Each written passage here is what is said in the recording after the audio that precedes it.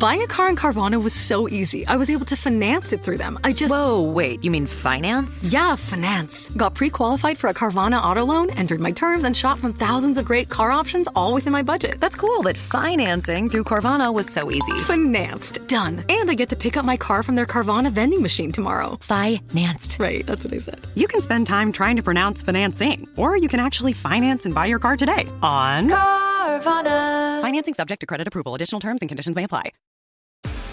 This episode is brought to you by ESPN. Catch the first WWE Premium Live event on ESPN, WrestlePalooza, live on Saturday, September 20th at 7 p.m. Eastern Time. It's going to be an epic night in Indianapolis, featuring some of the biggest WWE superstars.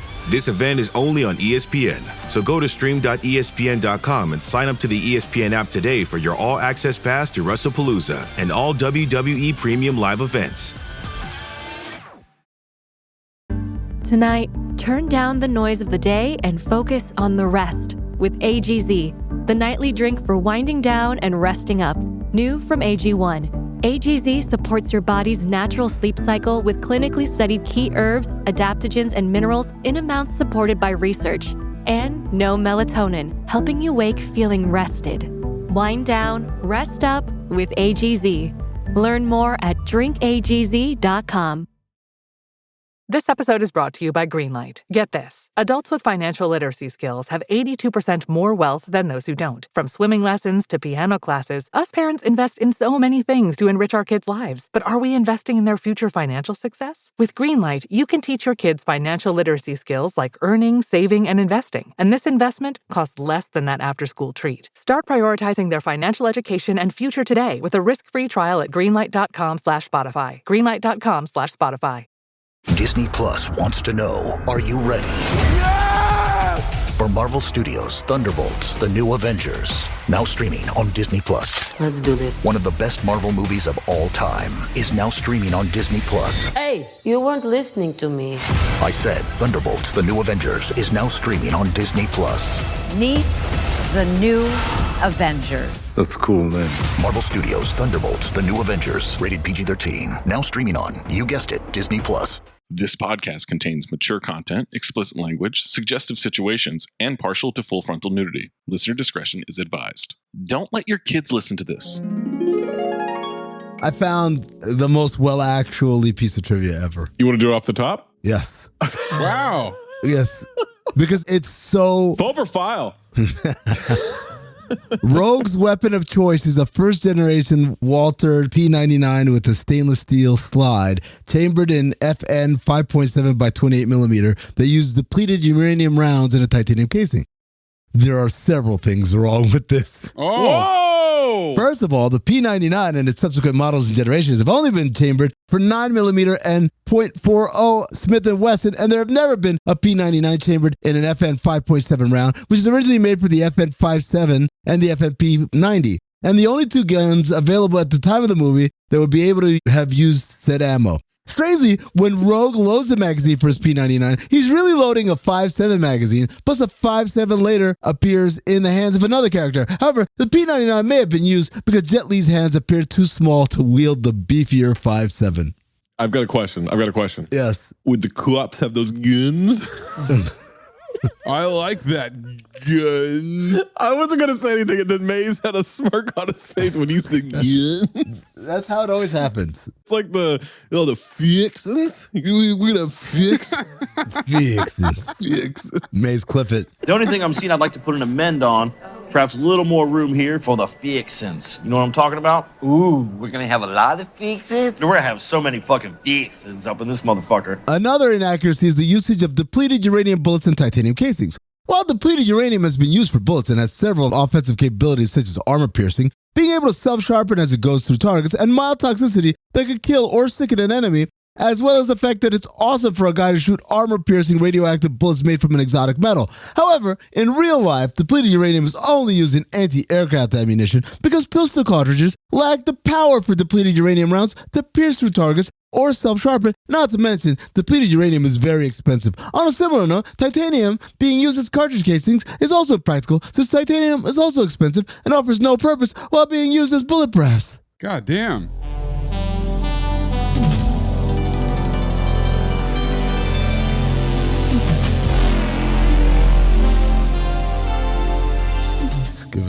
quick test of the instruments.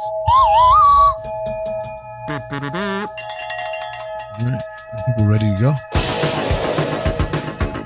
Cinephobe ruins the movie watching experience for good. This is so bad. I would watch this every day. Buddy, I could not possibly be high enough to make this movie work. I realize that we're watching these movies in vastly different ways. Don't act like you're fucking disappointed. I am disappointed. Come on, let's go, guys. I'm missing the Oscars. I'm still horny, so I'm not going to phobe it. I didn't fucking understand anything. You leave this movie hyped as fuck and chittering. Copy. I was thirsty. I'm thirsty. I don't know about you, but I'm thirsty as fuck. It went out my nose, I threw up, and I almost peed on myself all at once. Forget about it. This is really beginning to get on my tits. Schlap yak ma beat. Ne yaki problem. Hit the goal! Deceptive captions, to say the least. Oh my God. Captions are way off. They lied left and right. Wouldn't write horror if their life depended on it. Yeah. Don't worry, we took care of it, captions. Keep the language and show me some titties. Enough of this useless banter. $5 billion of heroin? That's nurse work. Fucking Babe Ruth of terrorism. How the fuck did you get from me having one towel to Omaha Beach? I'm not gay. I just happen to have sex with men sometimes. Well, let's take that out of context, put that in the intro. Zach, stop talking. Stop fucking talking for a second. I have a vagina. Don't disappoint me, Derek. Why the low rating, what the blabber? He's been getting diddled by Two Scoops McGee over there. Why would these guys lie, right? Why would your dad? They know too, Morbius.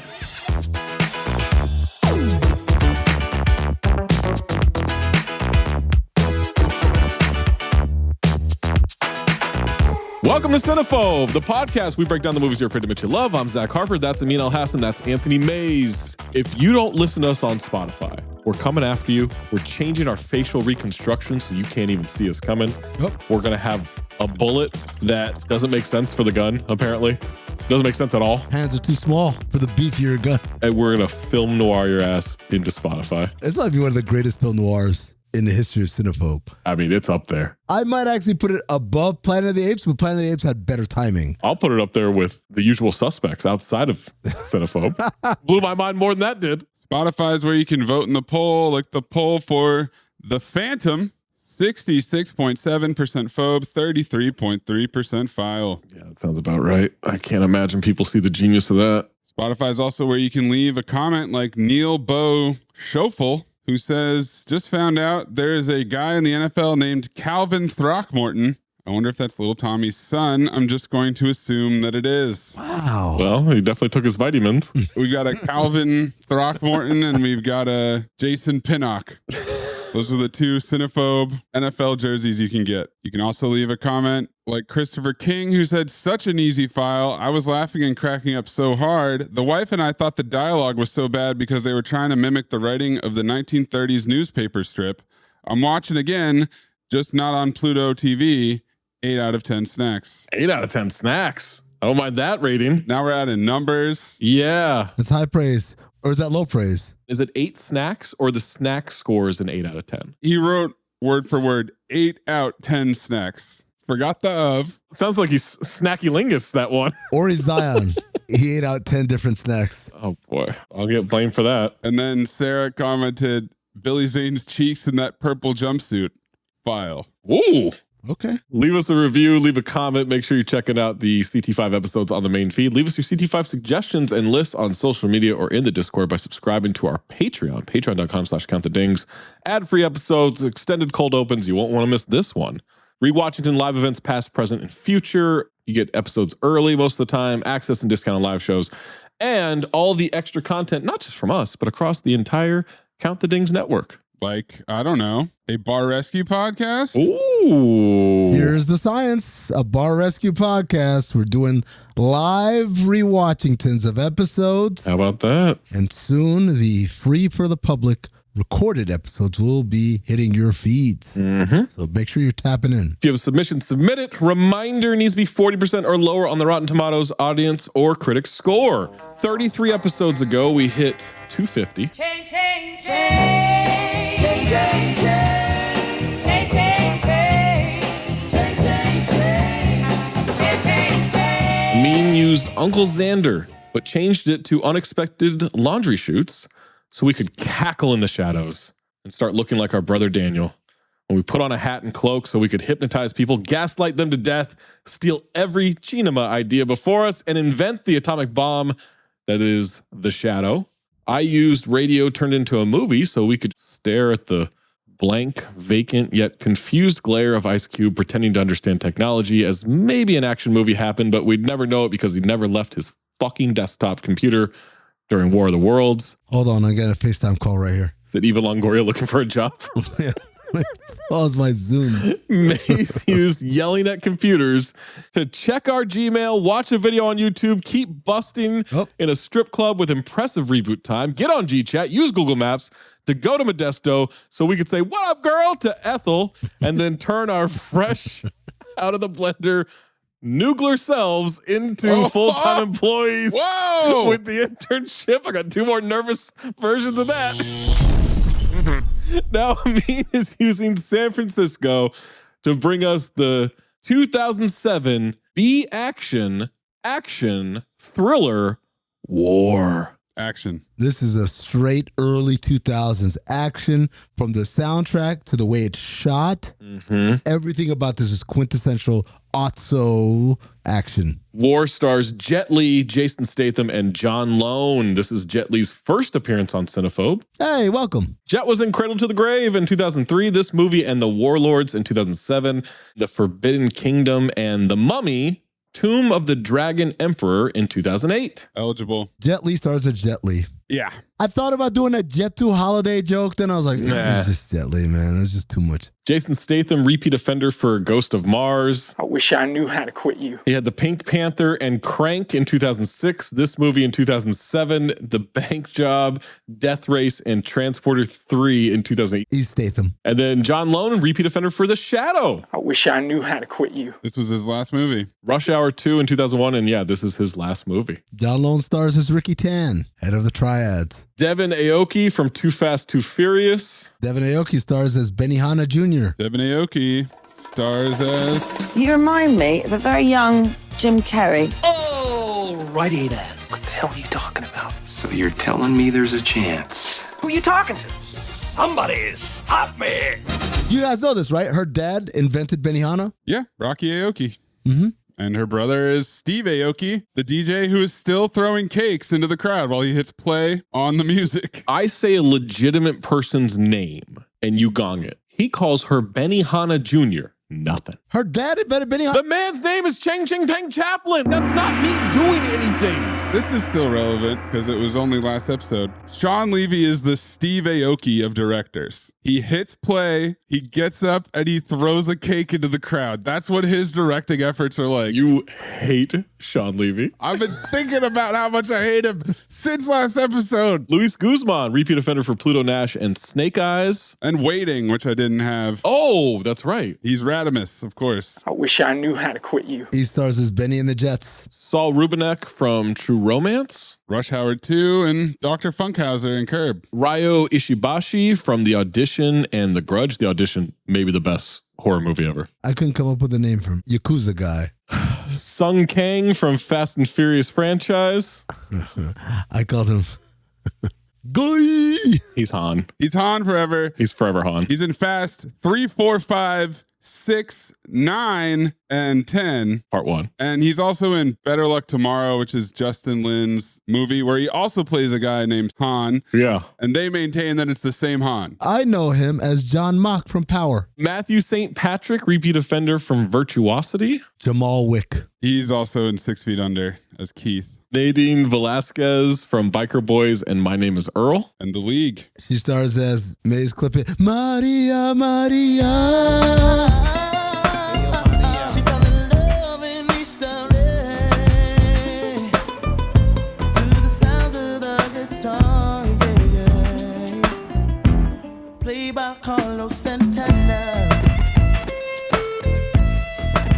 Terry Chen from Almost Famous, and he's a repeat offender for Ballistic X for Sever and Coffee and Kareem. I wish I knew how to quit you. He's also in 3,000 Miles to Graceland. I know Zach is going to push back on this, and Maze is a little follower. You're going to push back on it too.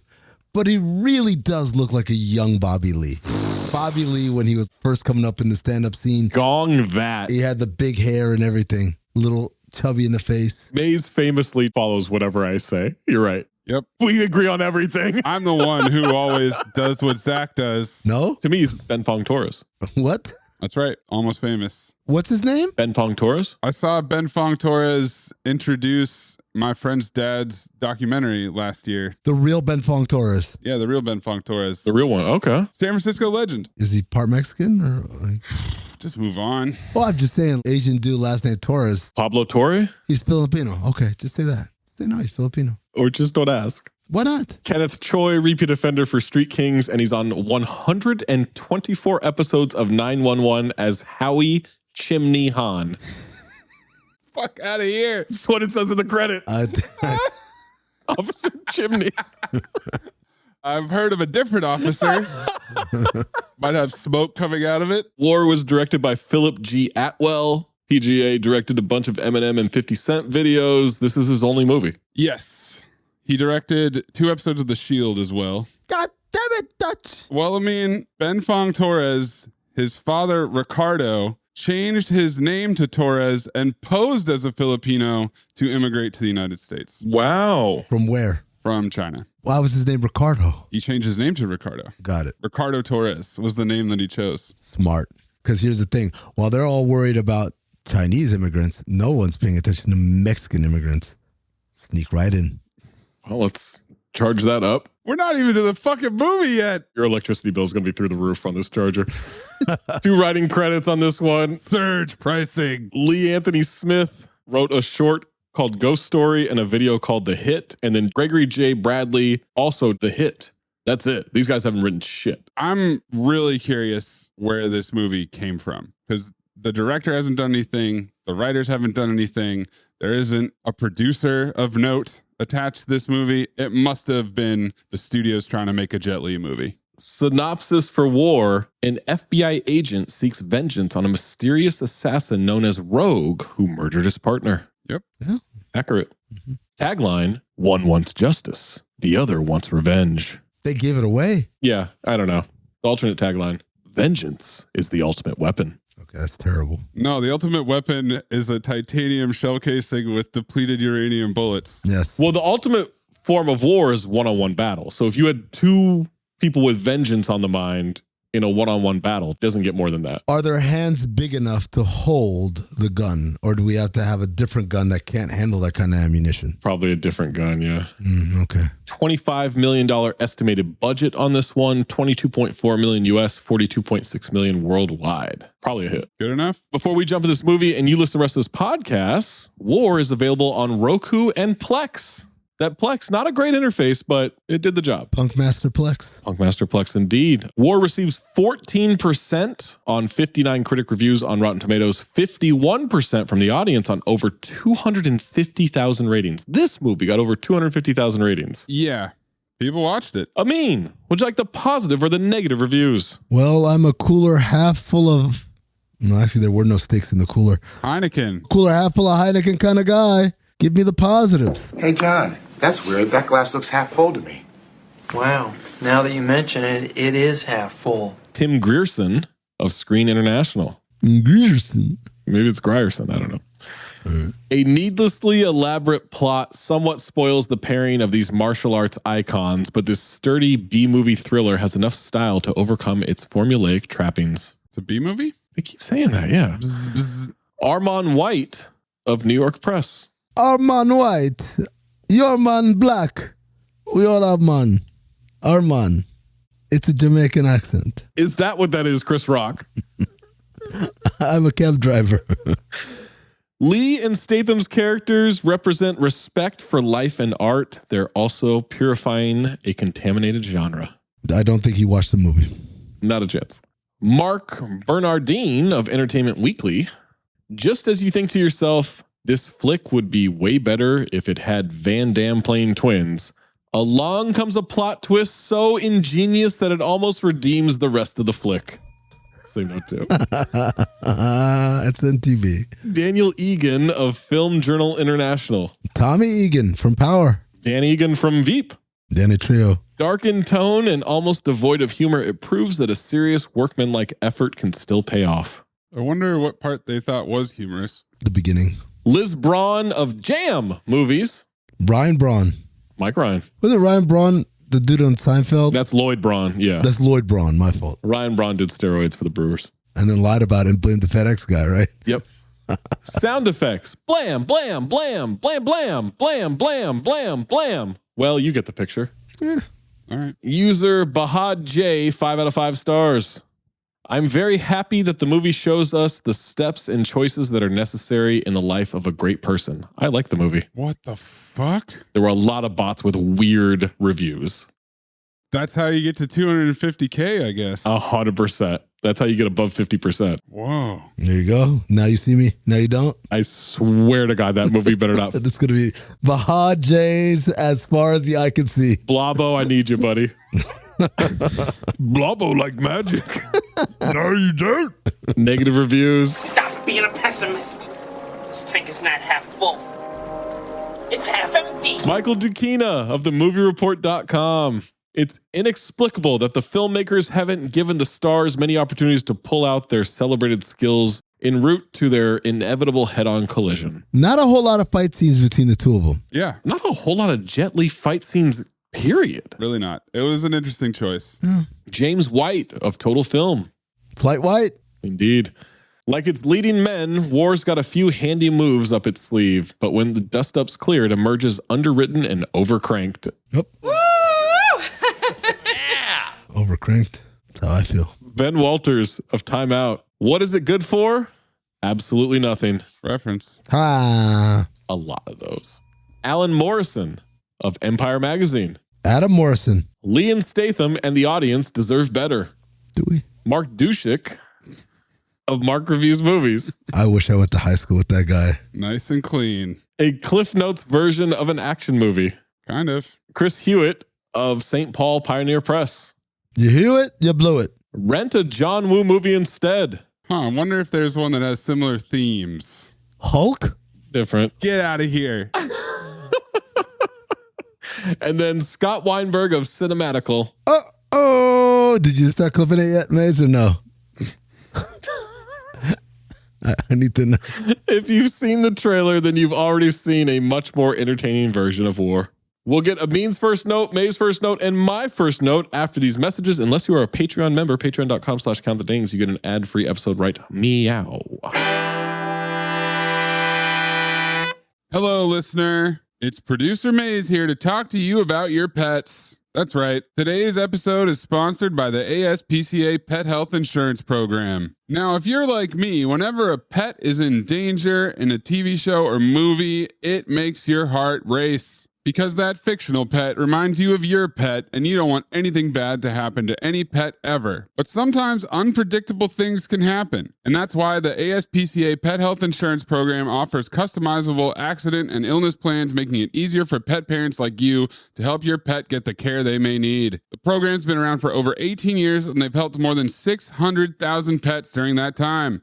They allow you to customize your plan, helping ensure that your pet's plan is as unique as they are. Because vet bills can really add up, especially when you're least expecting it. It's simple. Use our app to submit a claim and you'll receive reimbursement for eligible vet bills directly into your bank account. To explore coverage, visit aspcapetinsurance.com/dings. That's aspcapetinsurance.com/dings, DINGS. This is a paid advertisement. Insurance is either underwritten by Independence American Insurance Company or United States Fire Insurance Company and produced by PTZ Insurance Agency Limited. The ASPCA is not an insurer and is not engaged in the business of insurance. Hey, listener, you know what doesn't belong in your epic summer plans? Getting burned by your wireless bill. That's right. We know you're planning beach trips and barbecues, 3-day weekends, and your wireless bill should be the last thing holding you back. That's why I made the switch to Mint Mobile. With Mint, you get the coverage and speed you're used to, but it's way less money. And for a limited time, Mint Mobile is offering 3 months, that's right, 3 of unlimited premium wireless service for $15 a month. So while your friends are sweating out that data coverage and surprise charge stuff that they're always dealing with, you'll be chilling, literally and financially. Say goodbye to overpriced wireless plans. Have you ever seen what your wireless plan costs?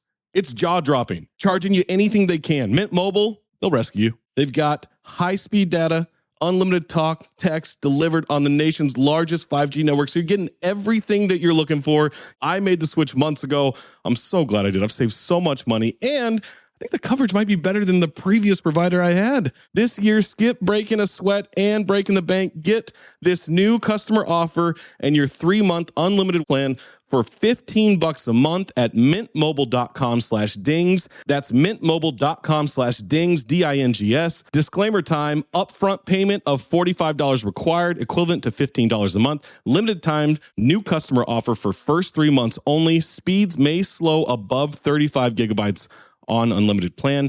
Taxes and fees extra. See Mint Mobile for details. Hello, listener. It's Producer Mayes here to talk to you about Quince and their cookware. Cooler nights mean cozy meals at home, and Quince's cookware has made fall cooking so much more enjoyable. Their pieces deliver the quality and performance of luxury brands, but at a price that makes sense. And they look gorgeous on the stovetop, too. No matter what item you need to complete your kitchen, Quince has you covered. With 5-ply stainless steel pots and pans, nonstick skillets, chef-quality knives, and even ceramic bakeware, which is perfect for cozy casseroles or Sunday roasts. And when you look at these prices, you might think, how is Quince doing this? How do they deliver high-quality items similar to high-end brands that are half the price? Well, let me tell you, they partner directly with ethical top-tier factories to cut out the middlemen and pass the savings on to you. And it's not just cookware. I got myself some bath sheets. That's right. When you're a tall man, you have to use bath sheets, not bath towels from Quince. It's like drying off with the cloud. It's incredible. Upgrade your kitchen for cozy fall meals with premium cookware from Quince. Go to quince.com/dings for free shipping on your order and 365-day returns. That's QUINCE.com/dings, D-I-N-G-S, to get free shipping and 365-day returns. Quince.com/dings. Hello, listener. It's Producer Mayes here to talk to you about Kindred. Now, close your eyes like Owen Wilson during a job interview and imagine a way to travel that feels personal, comfortable, and connected without the price tags and the sterile feelings of hotels or short-term rentals. Now open your eyes and stop using your imagination because Kindred has made it very real. That's exactly what they do. Kindred is a members-only home swapping network. It's not a hotel. It's not a short-term rental. It's a smarter way to travel where each stay feels like home. Here's how it works. With Kindred, your home is your ticket. You earn credits by hosting fellow Kindred members, and then you use those credits to stay in over 220,000 homes in more than 100 cities worldwide. There are no hotel costs or rental fees, just the credits that you've earned. Every stay comes with white glove service, 24/7 trip support, and $100,000 in host protection. Make it easier for you to travel and enjoy yourself and not worry about details. I've used Kindred and I found an amazing home for a weekend getaway in an idyllic location with amazing views and great ambiance. It had everything I needed. And the best part was, it cost me $0. So apply now at livekindred.com and use code DINGS to join for free. Plus, you'll earn 5 nights of travel credit just for signing up. That's right, that's 5 whole nights for free at livekindred, KINDRED.com, code DINGS, D-I-N-G-S, livekindred.com, code DINGS. Amin, what is your first note? The opening credits have taken me 40 minutes to get through. What? Originally, my first note was I barely had enough time to open the Notes app before Statham establishes he's a badass in this movie. The problem was there was so much stuff, so many notes, so many pictures that literally while the credits are still on the screen, up until directed by, 40 minutes to watch it. Rich. Maze, what is your first note? I'm sorry, I'm still recovering from, I don't front load my notes to 40 minutes on the opening credits. It was so much. There was so much stuff. Which is about what, 6-7 minutes of movie? Max. No, actually it was Roku. My first note, I always think about how Jade thought he looked like Jason Statham and wanted Jason Statham to play him in a movie. And now I'm imagining a movie about a podcast producer played by Jason Statham. Same note too, bro. I've uncovered the real lookalike for Jade, which is Jalen Brunson. We know. Jalen Brunson should play him in a movie. But you asked Jade and he's like, no, I'm Jason Statham though. You wouldn't hear it. My first note, I love the Japanese turn to English for the Lionsgate Presents credits. I felt like I was learning Japanese. I love that. So you must have enjoyed all the subtitles too. Is this Google Translate? Are we back in War of the Worlds? What's happening here? Not yet. Oh, man. When you were telling the story last night, you had so much detail. The detail was so rich. It was rich detail. Go into incredibly descriptive details of the story so we all know. Oh, yes. Now it's time for the scenes. Here's what happened. Bow. Statham is sitting with a guy who asks him if his wife knows he's smoking. I'm smoking again. The man of the house, Tom. I don't have to hide things from my wife. I won't tell on you. I appreciate it. Banter. He tells Statham to try a toothpick. Nicotine isn't the problem. It's his oral fixation. You just need something else to suck on. Read it in some magazine. What kind of magazines you been reading? Homophobia. My answer, top heavy. He tosses the toothpick, says a man's got to be able to have something of his own. Statham counted 5 or 6 shooters. Tom thinks someone tipped him off. Gunshots in the background. A lot of them. These guys are chilling. The subtitles say machine gun fires. These guys are just calmly talking. Want to take a look? So long as it's just a look. On 3. Cox gun. 3. Woo! TGT has entered the chat, ladies and gentlemen. Title card, war. Future callback also. They're clearing corners. They're finding a lot of dead bodies. Statham sees a bullet shell on the ground and says, son of a bitch. Oh, Zach, I wanted to set you up for that one. Oh. Let's do it anyway. Okay. Sees a bullet shell, clearly puts it in his pocket and keeps moving, right? No. He looks at it and goes, son of a bitch. What a badass. And then Tom fucking Leroy Jenkins this thing. I'm going in. Like fucking Taffer. FBI. Whoa, we got backup. FBI. Bah, bah, bah, bah. Dude with the katana, killing people. Tom and Statham get separated. He's shotgunning dudes. Shoddy, weird choice for that. At one point, young Bobby Lee takes a chain, wraps it around a guy's neck like it's a noose, hangs him, and then shoots him in the head. I said, I love the tactical redundancy kill. Mm-hmm. By young Bobby Lee, do you mean Rogue? No. Because that's the guy who trips the guy into a noose and kills him. Tough. I could tell by the eyes. Nah.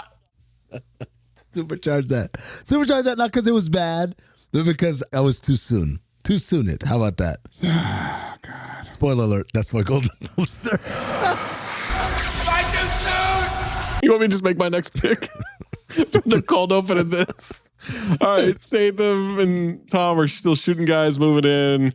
Statham gets shot in the shoulder, falls down. Man is about to take him out. Tom comes running in, firing. The swordsman is shot, falls into the water. We never see his face. Clip this entire massive exposition dump. We got the action scene out of the way. Time to give you all the information you could possibly need. Did you get him? I got him. You sure? Took one in the face. He's dead, relax.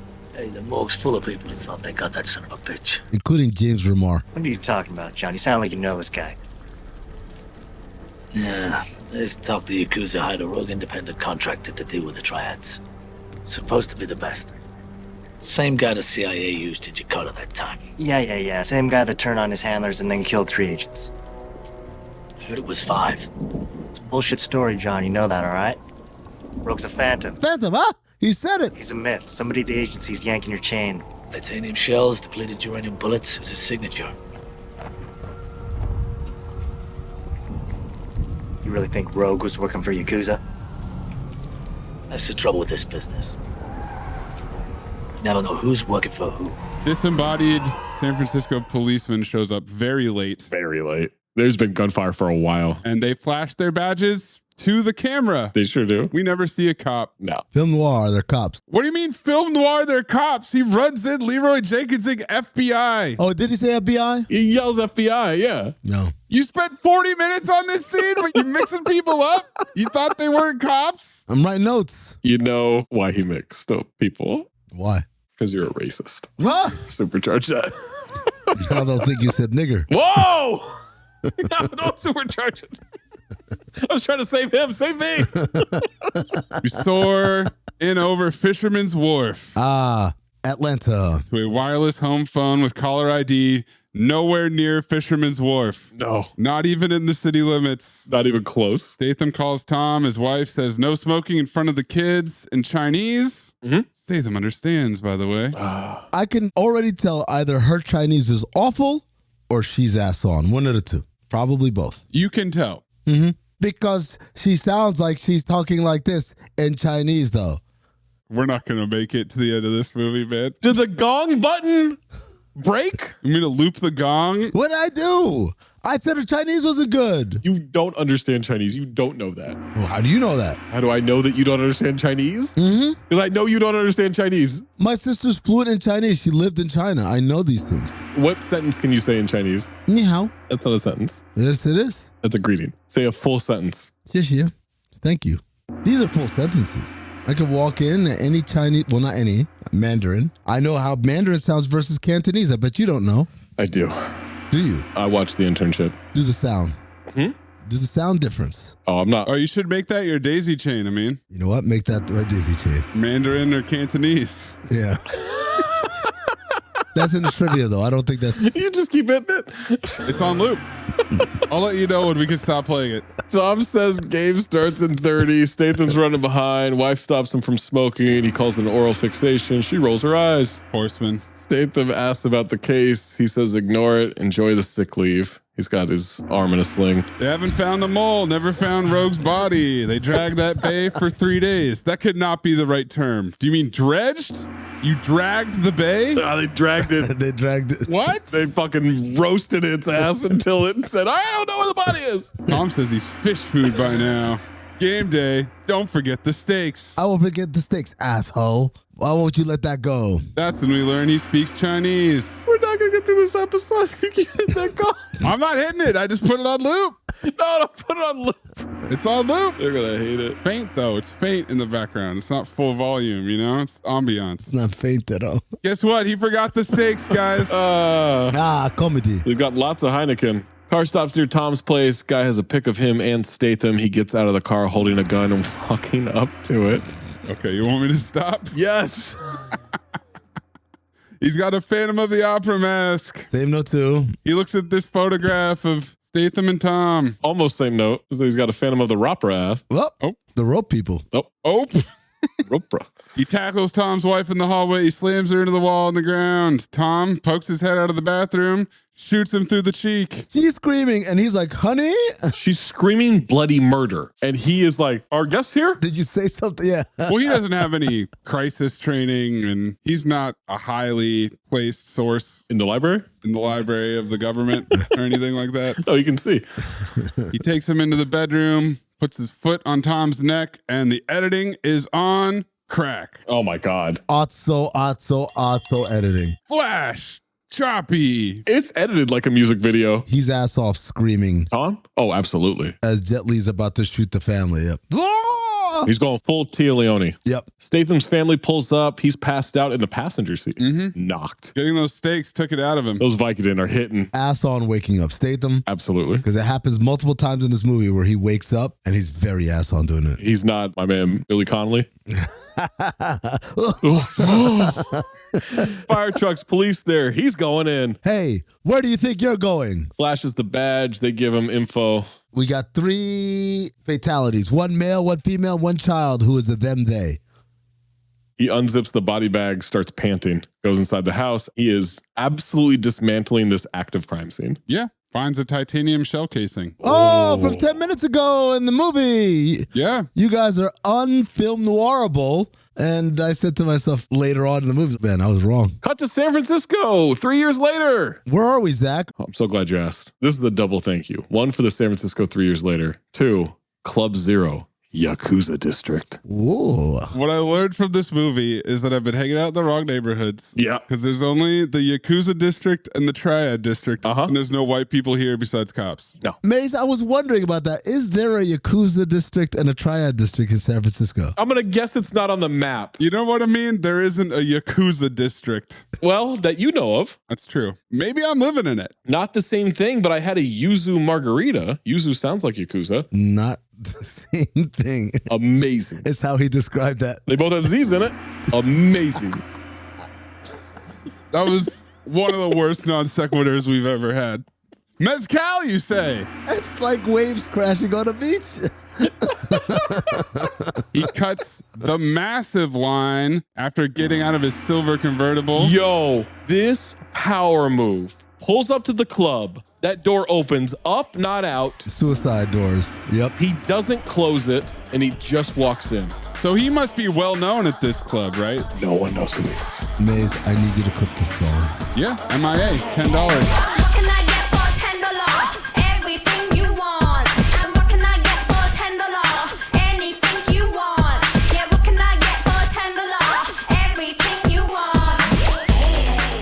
And I need to give Louis Pinnock for the closed captioning. Oh. The spell that, what can I get for $10? DOLLAH? Okay. Anything you want. AITING. Hyphenated too. Jesus Christ. That's the closed captioning, Zach. I didn't do that.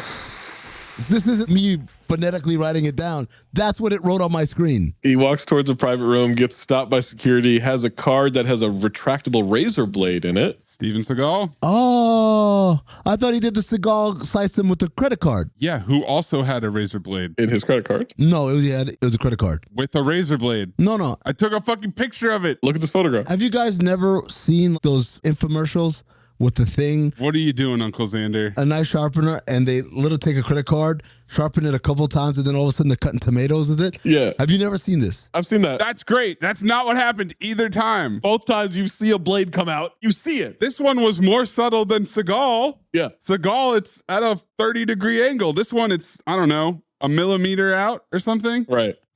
Would you eat sushi off someone's body? Fuck yeah. Have you? No. It's never appealed to me. I don't really need those two things mixed together. Well, let me ask this question. I don't want to be crass here, but how in shape is he? He works out. Yeah. Fuck yeah. He'd be like, ew. I just want off a fatty. Oh, my fatty tuna off a fatty. I want the Toro of humans. Don't put that in the intro. It's been recorded. I hate to break it to you. Who knows what future Maze will decide. This room has women in lingerie, businessmen eating sushi off a woman's body. Japanese businessmen are depicted in media. It's not me. To be over the top, like regular sex ain't good enough for them. They got to go some over top shit. Is that because their regular everyday life is filled with so much available sex that this is the only thing that gets them to that place? Or are they so repressed that regular sex isn't enough and they need something extra? He catches a security door before it closes, walks in. There are dudes playing cards or dice or something. I don't know. They're gambling. I'm gambling again. I'm smoking in the champagne room. Woman comes running out, sobbing through that room, and then a tatted up guy walks in, very satisfied with himself. Zero cheeks everywhere, by the way. Zero cheeks are a horseman. They have their own private cage dancers that are painted all white. They have two Dobermans in this gambling den. They also have a Mexican dude. Or maybe he's Persian. There's a guy who's clearly not Japanese here that I thought they would explain. Never do. She bumps shoulders with Jet Li as she runs out. He looks into an office. There's a guy fucking a woman on a desk from behind. Like Hulk? Yes. And Nick Fury. Absolutely. Not a same note too, but that's exactly what it was like. Absolutely railing this woman from the back. Things have escalated. Jet kills him. The gambling Yakuza guys get their gun and stand ready. The CCTVs go static. They send the Dobermans. We hear an off-camera neck snap for one of them. Oh, the bone snaps and a whimper, and I said, golden dumpster. But then I wondered what happened to the other one. They send one guy down solo.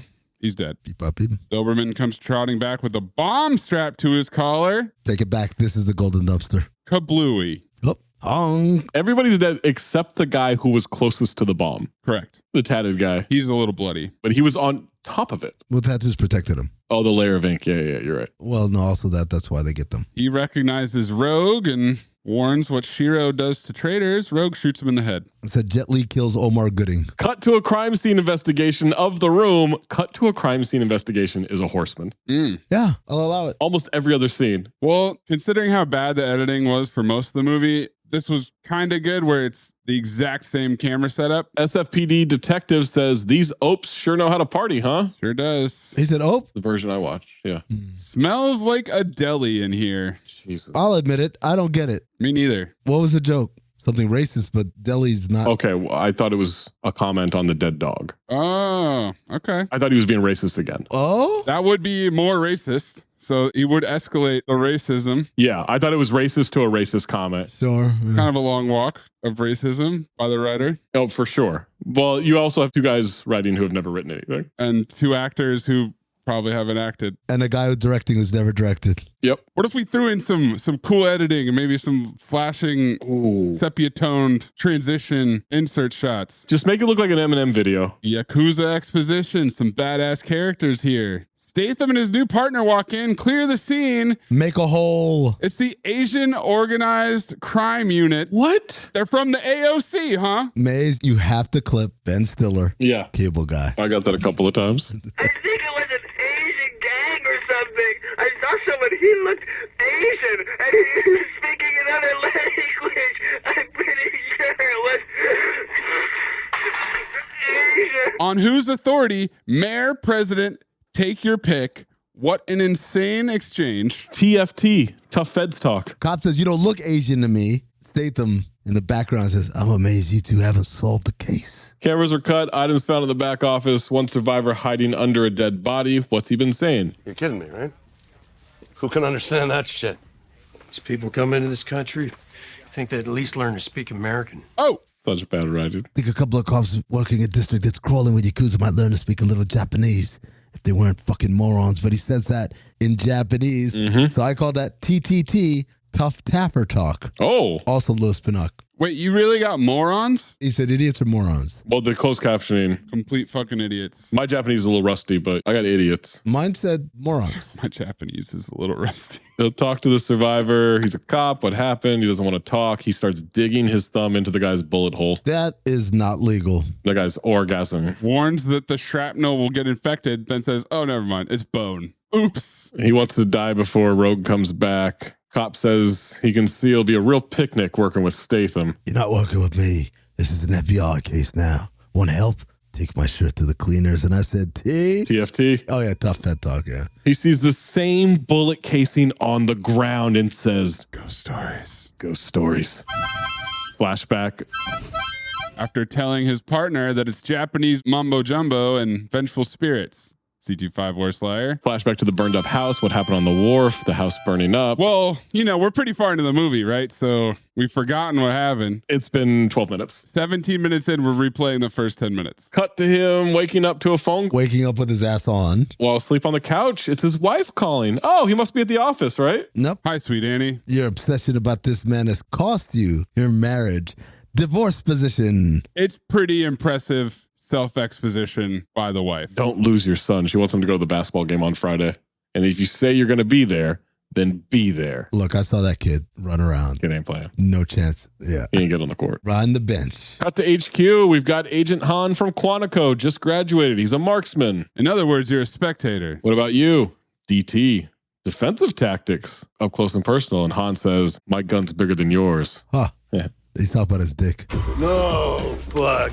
I like that gun. Office reacts like a live studio audience for Family Matters.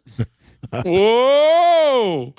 Wick sends him to the back of the bus in the room. Statham is handing out photos they have of Rogue. Recuts his face every 6 months. Wick says anybody can use titanium shells and DU bullets. The bulletin board is so fresh and so new. Oh my God. They just started working on this case today. And then who I called Agent Fake Bridget Moynihan asks, why would he kill Yakuza? Why would your dad? Why would your dad? If he's Yakuza. Yeah. Maybe he switched sides. Like reality. Wouldn't be the first time. The most powerful man in San Francisco, and he's never set foot on American soil. And I said, TSW, tough script writing. I thought you were going to say TSR, tough scouting report. Meanwhile, the Triad boss, Lee Chang, lives in a big mansion in Marin. Thinks he's J.D. Rockefeller or some shit, I don't know. Triad boss, into everything, bribery, extortion, murder, you name it. 30 years ago, Shiro murdered Chang's family, flew to Hong Kong to wipe out the whole fucking clan, spent next 30 years selling every Chang heirloom to collectors and museums, and all that's left is 2 statuette horses. All that's left are a couple of thowwbweds. I'm looking for a buyer. Thowwbweds is a horseman. Han says Chang's loss of honor means more than his financial loss. I don't care about horses. I don't care about bloodlines or family feuds. I care about thowwbweds. For the first time in 3 years, we have a chance to go get rogue. All we have to do is pull the trigger. I said, that's not how law enforcement works. At all. None of what Jason Statham does is law enforcement. All we have to do is murder this man. Cut to Jet Li suiting up, getting a gun, driving to Chang's mansion in Marin County. It's just me or Jet Li wears all black in every fucking movie. I can't think of a time he's not worn all black. Is this his Kate Beckinsale? I'll do it, but I have to wear the hat? Oh, maybe. He's got a pin pad to get into his gun closet. CT5 Armories. Yeah. I like that one. D-Rod's still number 1. Drives across the Golden Gate Bridge, which is officially a 10-timer. 10-timer, yeah. We did it. Welcome. Arrives at the massive Chang mansion, watches Nadine ride a white horse. She's a very rare breed. And I said, uh-oh. And illusion. I said, oh. It's Ricky Tan, and Ricky married him a Maria. Oh, in my father's day, such a union would not be possible, but time changes. I bet it does. You saw Maria, like, Daddy would not approve. Pour some whiskey for Jet. They cheers, but Jet doesn't drink. Puts it down. Doesn't drink ever in this movie. Chang was skeptical when he first came to him with his proposal, but leaving Shiro's service, that was a wise move on your part, but it makes me wonder. How could one truly trust a man who has betrayed his master? Does Jet Li speak English? I don't remember him talking in Romeo Must Die or any of these other movies. He doesn't talk in Lethal Weapon 4, right? They try to minimize his dialogue in every movie. I have no master, so I have betrayed no one. He said it. And by it, I mean English. Horses arrived tonight. Thowwbweds. Tactical redundancy about the thowwbweds. 30 years. Shiro's treachery. Jet's gonna deliver them. Chang introduces the T brothers to help out. The T bros. The T brothers. And let me tell you, Joey T is not cut out for this fucking line of work, man. Ooh, you mean Disco T? That's what I call Disco T. What's the other one? Woo. Oh.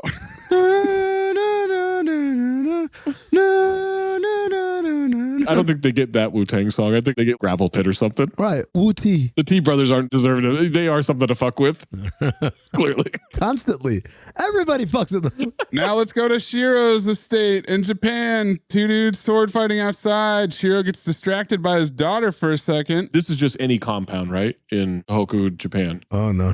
The Yakuza compound? Oh, Yakuza compound. Got it. Sword fighting in the backyard. Does this actually happen? The real Yakuza. Are they sword fighting? I don't know. Let's bring him in. Mr. Real Yakuza. Would you like to answer this claim? The Yakuza guy gets his robe cut off by his underling and then says, it's my fault. I let my guard down. Then he cuts the guy's ear off. Tough script writing. Outside looking in, CT5 Bolo moment. That ear looked like a dog toy on a pile of barber hair. It didn't look totally real. I'll say that. Pretty weird how that worked out. Yeah. They talk about the thowwbweds. He's going to send his daughter to San Francisco. He doesn't trust people. She won't fail. Blah, blah, blah. Cut to Chinatown in San Francisco. He walks into the Mahjong club from Jade with a toothpick in his mouth. Statham goes into a spot, wants to see Benny. Goon says no Benny. Takes his toothpick out. Cut to the goon going down the stairs. Ha, he beat his ass. There's cage fighting in the basement. With Luis Guzman. And he says, cabron, I don't talk to the feds. And I said, oh, so that's how we know what ethnicity he is. Because some white people will be like, he doesn't look Asian. But then you hear him say, cabron. And then like, oh boy, he must be a Hispanic. 5 dudes surround them at first. And Luis says, tranquilo. God damn, 5 dudes? Oh my God, 5 dicks, damn! They go to a back room with guns. Business is good, I see. So much for the Homeland Security, right? Banter. Luis asks about the family and wonders how he fucked up his marriage. It wasn't hard. That's the truest line of the whole movie. Yep. Luis hugs him. Thanks for making me look good. Makes him look legit. Was that in the Interpol handbook? No, but it is in the exposition playbook. Oh my God. And there's the last name. There's no science to catching crooks. Benny Interpol. That's my name. Here's the science. to catching crooks. Friends in Brussels make the titanium bullets. Bop, boop, beep. He's dead. Plastic surgeon down in Panama. Bop, bop, boop, bop. Oh, boy. He died making a turkey sandwich. Oh, it's so cute. 2 facial reconstruction specialists dead. He's tying up loose ends. You are dead. Another surgeon unaccounted for. Might be still alive. Cut to the docks. T-Bros. T-Bro's getting out the car. Older bro tells younger bro, button up. This isn't a disco. Yep, disco team. Disco, disco. Disco, disco. Jet is waiting. Their contact arrives. He hands Wu T an envelope of cash, tells him to get rid of his brother. Who the fuck does this guy think he is? All right, Disco's a real hothead. Not cut out for this line of work, like I said. He spits on Jet's shoes and curses him in Chinese. Cantonese. I could tell the difference. So that you can tell the difference between. Yeah, I know the difference between Cantonese and Mandarin because technically there is no language called Chinese. It's 2 different languages. Well, it sounds like I had it covered. Maze, please rewind and clip in where he mistook the guy who put the guy in a noose. Yeah.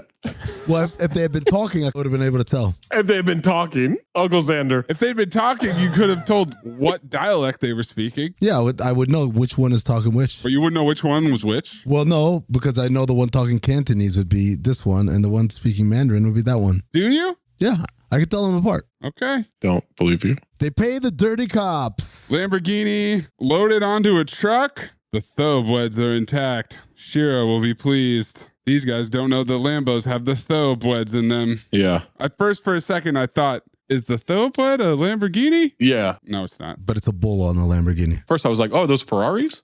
Oh, that's clever. And then, no. No, they weren't that clever. No, they weren't. Trucks are driving away. Jet's watching with binoculars from the roof. Hidden clandestine, right? Like Steven Seagal sneaking in. Fucking standing straight right out in the open. Straight up and down. Looking like Diddy in the Welcome to Atlanta remix video. Standing on top of Madison Square Garden.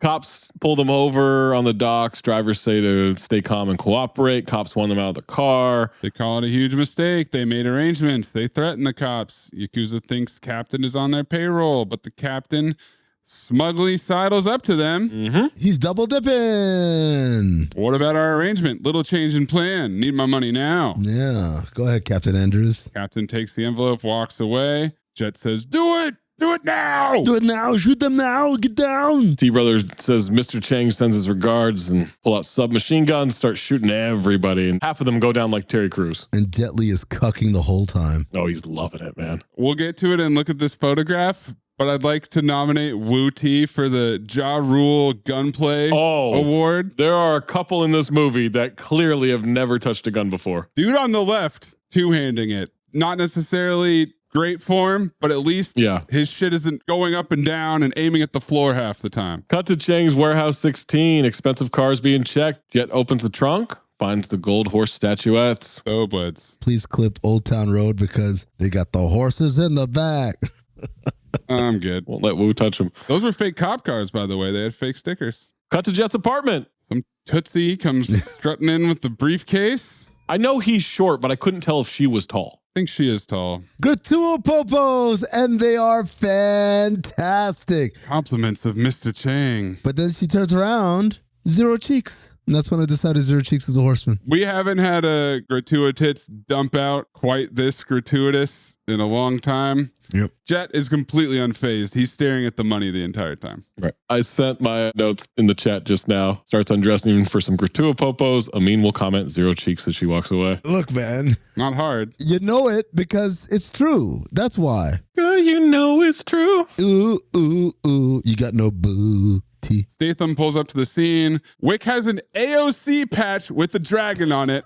I need that. Only one thing that would have stopped these guys from throwing down cops. You're not gonna call the cops? Or they thought they were cops. I do like Statham's excellent detective work where he walks in, looks around for 3 seconds. It's a heist. Knows instantly. Mm-hmm. Doesn't even need to put on opera and dance around the scene. No, man, he's got it. He knows. The local bingo cops are offended that they think the cops were involved. No fucking way. For all we know, could have been you guys. Statham gives him a slow look back like, are you fucking serious? And I said, ass off. Cut to the next day. They pull up to a restaurant. Statham walks up to a table. Captain is reading the paper. Statham drops his toothpick on the steak. TG gesture. Tough guy gesture. Yeah. Leather jackets. Horseman. Big time. So many leather jackets in this movie. Oh, it's 07. Yeah. I'm assuming that you know who the fuck I am. You're a bitch for sure, Yanagawa, aren't you, Captain? Says he gives his boys free passes to smuggle in shit, and you're the one who sold him out last night. Grabs him by the collar, drags him through the restaurant, beats his ass, throws him into the bathroom, smashes his face in a stall door, pulls a gun on him. Mm-hmm. Meanwhile, in the background, Jamal Wick tells the rest of the restaurant it's a federal matter. Yeah, because it's a restaurant full of cops. Yeah. And they watched their captain get the shit kicked out of him by a random British guy. It reminded me of Phantom. Drax tells everyone, there's cake and coffee in the next room or whatever. And everyone's like, oh yeah, fine. He says, tell me if you see the bullet. Can you see it? I see it. He tightens the grip on the door. Captain says he'd kill me. He said he'd kill my family. He doesn't know who. He's with the Triads, works for the Changs, knows where I live, knows where my kids go to school. Statham lets him go, says, you stupid bastard. What do you think will happen now that you've snitched? This episode is brought to you by FXX and Hulu. An all-new season of Futurama is back, blending heartfelt moments with razor-sharp humor while accidentally saving the day. The Planet Express crew is back, defying gravity and common sense. From the creator of The Simpsons comes 10 new episodes where the romance is hotter, the threats are bigger, and the action hits harder. Don't miss the all-new season of Futurama. Watch it Mondays on FXX or stream it on Hulu. Good night, itchy eyes. Good night, sudden sneeze. Good night to your symptoms of allergies. Xyzal is the allergy medicine you take before bed. It provides powerful relief while you rest your head. Not just all night, but all the next day. Xyzal keeps working, keeping allergies at bay. And without those annoying symptoms disturbing your rest, you can wake up the next morning feeling your absolute best. Remember, be wise all. Take Xyzal. At night. It's back to school season, and Clorox is donating 2 million disinfecting wipes to classrooms across America. Because back to school means things can get a little bit messy. Just ask second grade teacher Mr. Torres. Put me and just one Clorox wipe on a team? We can take on crayon smudges, sticky fingerprints on every surface, sneezes on the door handle, juice box explosion by the sink, snack crumbs, and don't even get me started on the bathroom passes. Clorox disinfecting wipes. Teacher's #1 wipe. Think about it. Bathroom passes. Clean feels good. Based on unit sales data. Once upon a mundane morning, Barb's day got busy without warning. A realtor in need of an open house sign. No, 50 of them, and designed before 9. My head hurts. Any mighty tools to help with this plight? Aha! Barb made her move. She opened Canva and got in the groove. Bulk creating Canva sheets. Create 50 signs fit for suburban streets. Done in a click, all complete. Sweet! Now, imagine what your dreams can become when you put imagination to work at canva.com. Statham walks out, wants him under protective custody, and is instantly gunned down by a sniper rifle before I can even make a live forever joke. He can't even get the words out. It's fucking shot. The pacing of this movie is insane. Jet dumps the sniper rifle down a ventilation shaft. Statham runs and climbs up on a fire escape, chasing him up to the roof. Just a couple of cool dudes in leather jackets running on rooftops. But Wick calls for chase squad backup. Yeah. And I said, there's a chase squad? Yeah, man. Well, if you're in the Asian organized crime unit, who are you going to call? Ghostbusters? Chase squad. Oh. Zach, division of labor. There's some guys that do the investigating shit. Then the other guys are chase. They just chase? They have very specialized departments and units. How often do these guys get called? A lot. How often do Asian organized crime guys go on chases? In the Yakuza district of San Francisco? Constantly. Or the Triad district. Wait till they call the motorcycle squad. Oh, fuck. That's a nice motorcycle. All right. They're jumping on the rooftop. Jet Li flies down the pole. Simon Says style. Phantom style as well. He didn't have 2 guns to do it. This fucking move from Statham to catch up to him. Yeah. Jumps off the roof to the building across. Shoots the window and dives through it to the building he was just on. Seagal style. Lands on a bed. Then finds the stairs. Goes downstairs. Jet Li is making it through the alley on the ground. All of a sudden, a bar stool comes flying through the window. Who throws a stool? Jet Li jumps full backwards, shoots the gun, falls into a skylight. And disappears. vanishes. There's just a man in there with a bicycle. Cut to Yakuza headquarters. It's a giant warehouse with a bunch of nice cars and motorcycles. They have a headquarters. Yeah, it's the Yakuza district. Two guys start kissing Devin Aoki's ass. She says their stupidity insults her father. Oh, Daddy. She pulls a knife and a gun at the same time. I said, she's got some fast hands. Then she orders a salad, and I said, TGT, tough gal talk. She's had a 14-hour flight. They stammer, what kind? Clip this. Yes, clip it. Chef, brödcheesnuki. Brödcheesnuki. Dude. The way I'm gonna go pee while you get through this section. I gotta send it to you, Zach. Hold on. I'm not doing it. Just look at it. Here, it's in the chat. I'm not saying that. Chef brew cheese nookie. Then she throws a dagger by Takada's head, and then she said, dressing takanade onagai shimasu. Now, I don't speak Japanese, so that, I must admit, was me having to pause, rewind, turn the volume up, and then use a little Google Translate to make sure that I had these words right. Dressing.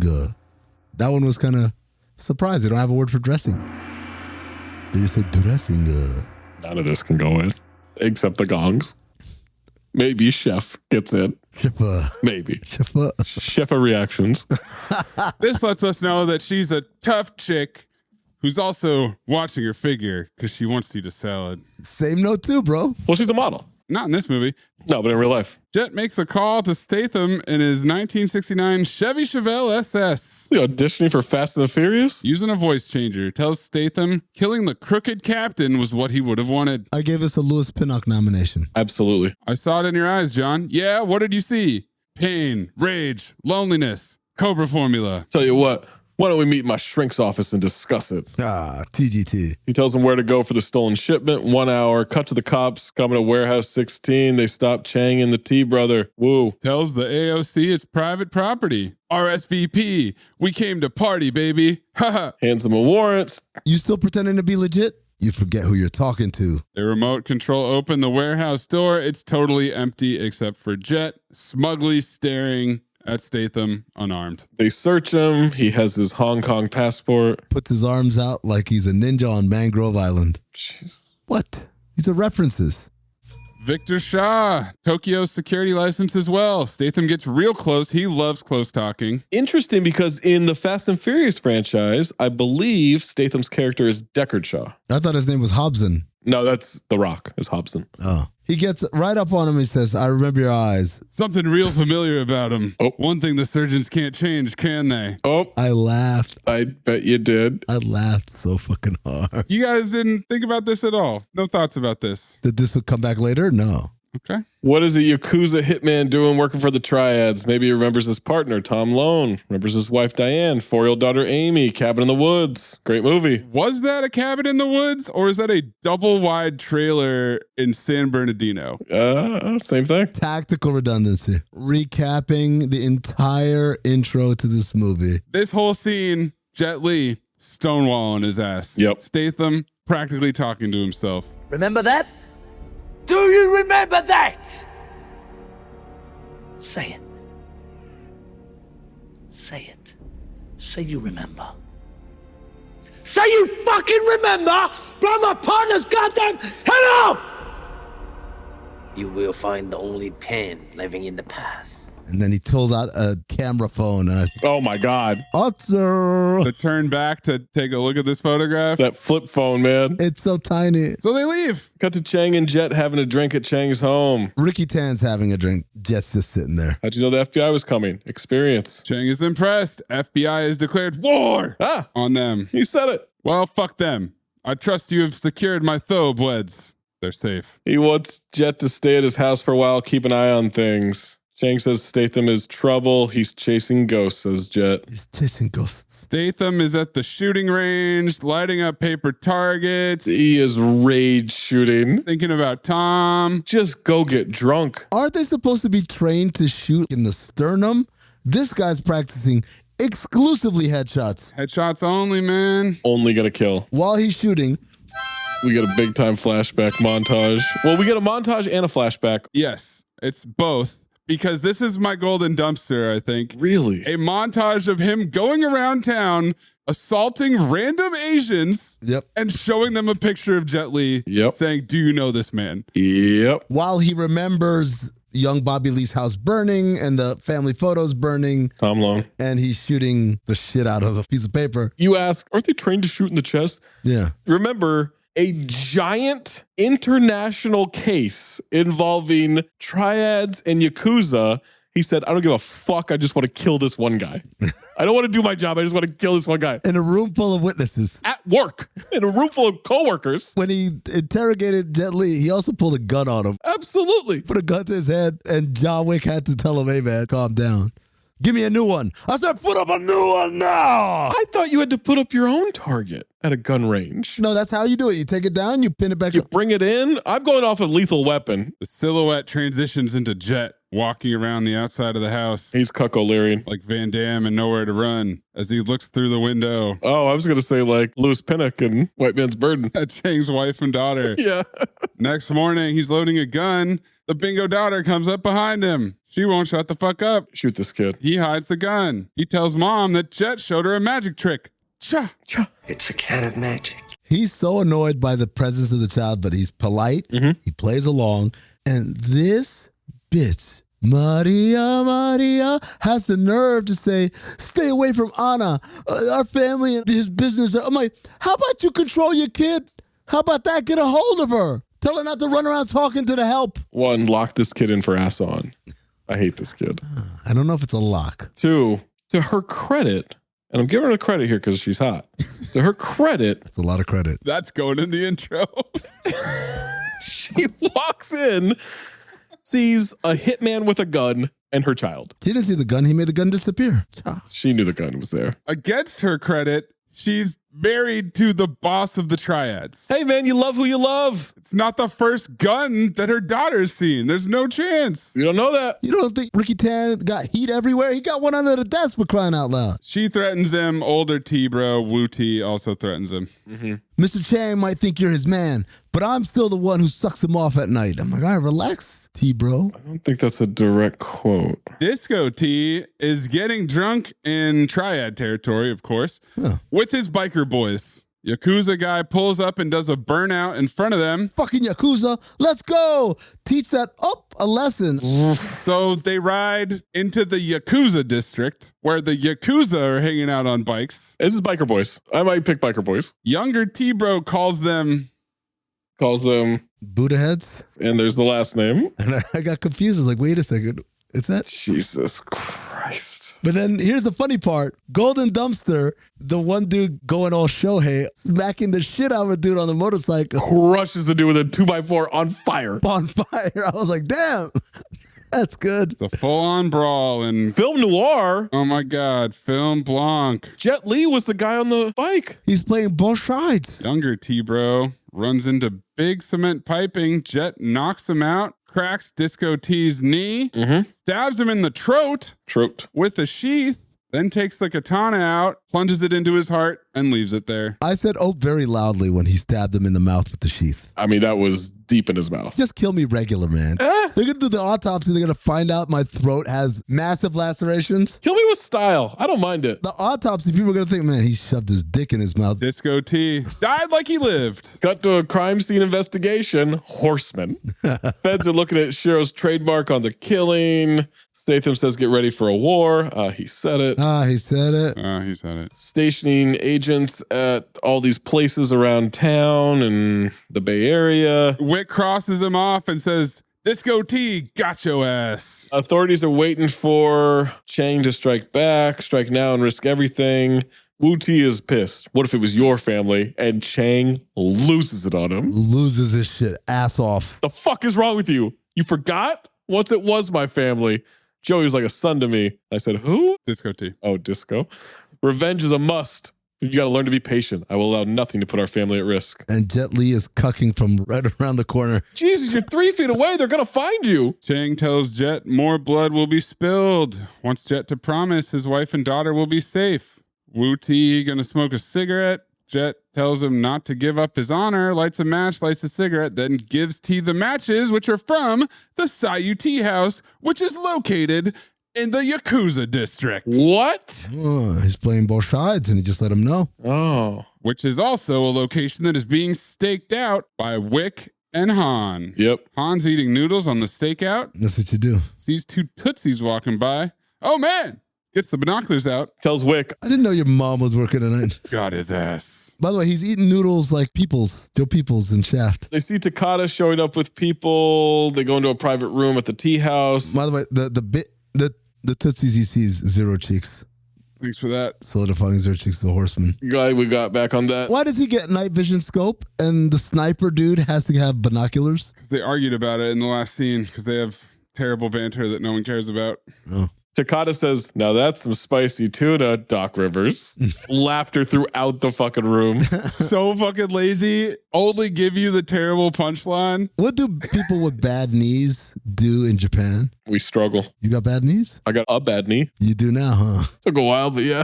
Wick sees a car pull up in the alley. Someone gets shot from behind a wall. Triad show up. They call Statham. Oh, there's terrible green screen for this Statham driving scene. Holy shit, man. When the Triads first walk into the kitchen, there's a chef doing his job, gets stabbed in the stomach and falls on the hot grill. Well, yeah, it's the Yakuza district. Triads execute everyone in the tea house. Huge gunfight outside. Wu gets revenge for his brother, I guess. Han and Ja Wick start unloading on them. Yeah. You're law enforcement. What are you doing? Well, they're the Asian organized crime unit, and there's Asian organized crime happening. And there's no chase happening yet, so the chase squad. They don't need to call them. No. Statham T-bones a car full of triads leaving the scene. Hey, T-bone. This is a trope of many action movies, is that the cop drives a vintage muscle car, something that's pretty rare. You have to keep it in good condition. These parts are hard to come by. Yeah. But then will not hesitate to wreck that shit for a slight advantage in the chase. 100%. Dude, that shit ain't running no more. They go into the tea house on 3. What? 3. Oh, shit. Call back. That's to show that they don't have the same chemistry as his old partner who would have gotten it. Statham kills a guy to save Wick. Han and Wick go after the sniper who took out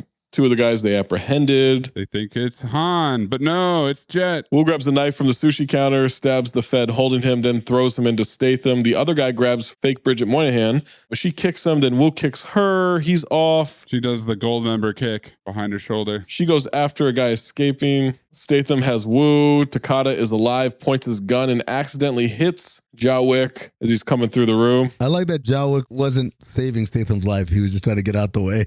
Got shot on accident. Bum. Wu elbows Statham, runs off. Is Wick dead? Yep, we don't see him again. He got shot in the shoulder. Isn't he wearing a vest too? Yeah. What if they shoot you in the face? Sure. He's gone, but not the most confusing death of the movie. No, it sure isn't. Statham is going after Takada, but 2 guys attack him. He makes one of them get impaled on some broken wooden slats through his throat. He fucks up the other 2 guys and a chef. All these extra guys come out of nowhere. Where were these guys? Hiding. This is like in Kill Bill. All the AOC are gone. It's only Statham in there now. I guess, yeah. Well, they're all dead. Axe, sword, axe. Yakuza guy out of bullets, struggling for the other gun. Statham plunges a katana through his hand. In Japan,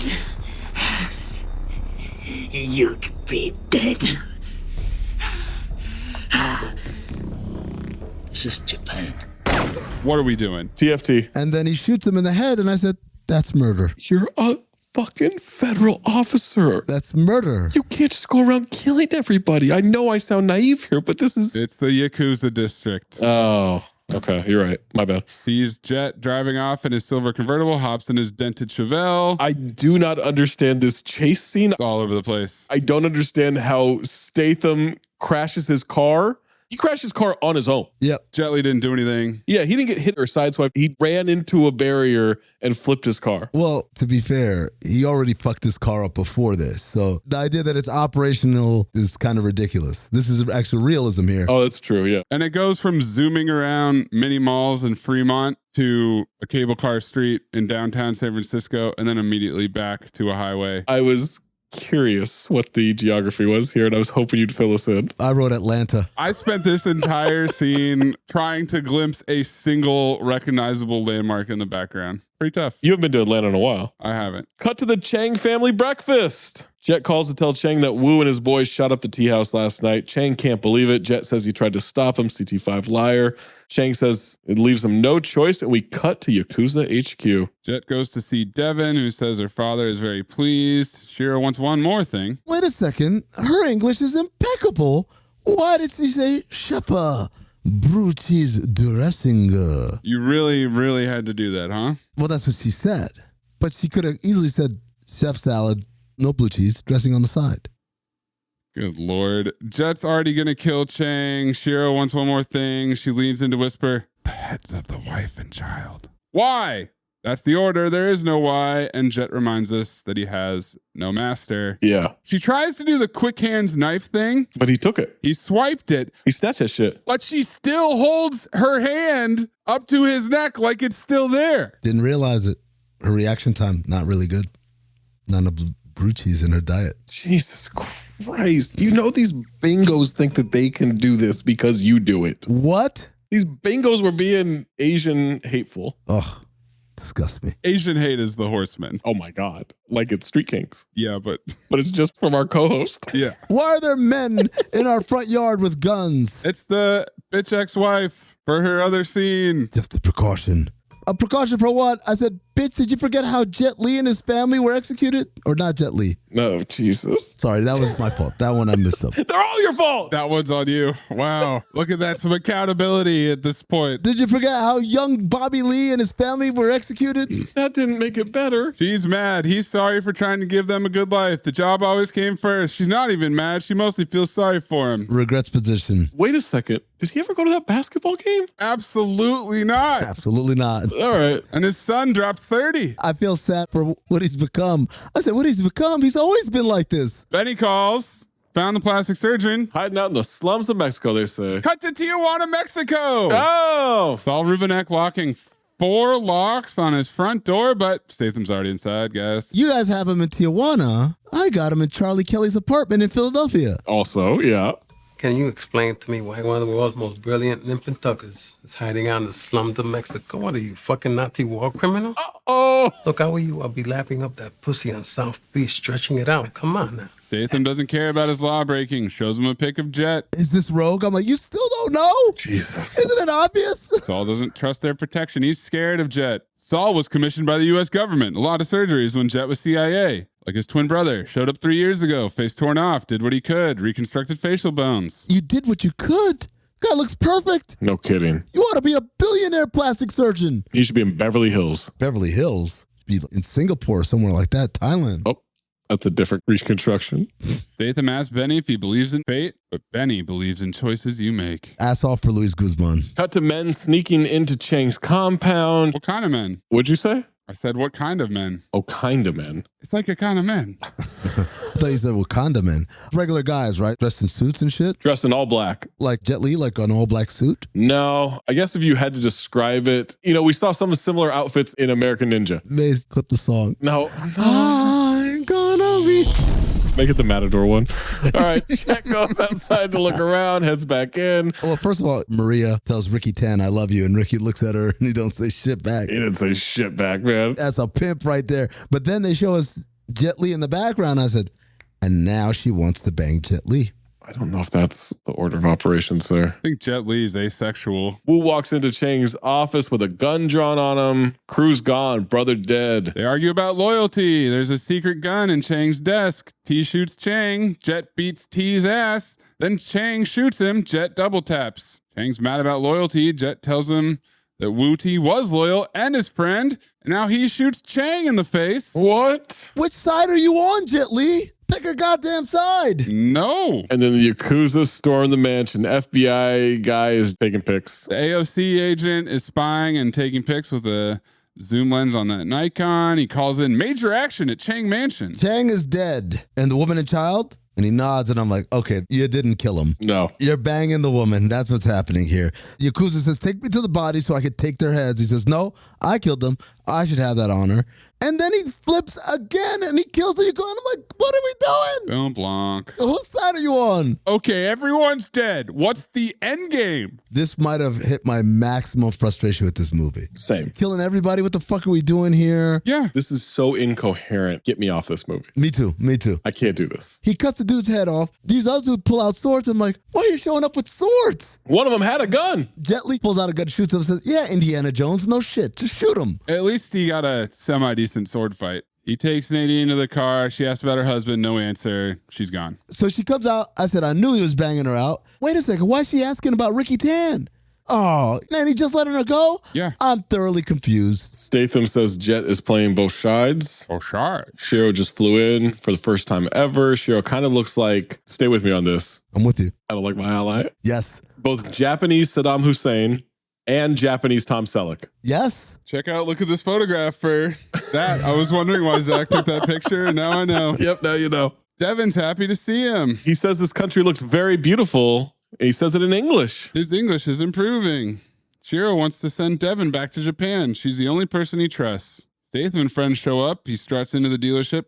Welcome to America. Don't unpack. You won't be staying long. TFT. Statham explains what Rogue did 3 years ago. Rogue is a myth, just a rumor. Recaps position. Oh my God. A third fucking time. Statham plops down a folder full of look at this photographs. Never seen this man before. Statham says, if you guys keep killing each other, you're making my job a little easier here over at the Asian Organized Crime Unit. Not good at your job. There won't be any more Asian organized crime left. He warns Shiro that he and his pretty little daughter will never see Japan again. Then Shiro sees in the photograph that Nadine is still alive. CT5 worst cops update the list, Maze. Wow. Was a Fed. Law enforcement, whatever the fuck. I don't do this. We do this. We should do a CT5 worst agents because worst what? There's plenty of bad agents. Oh. Don't do that.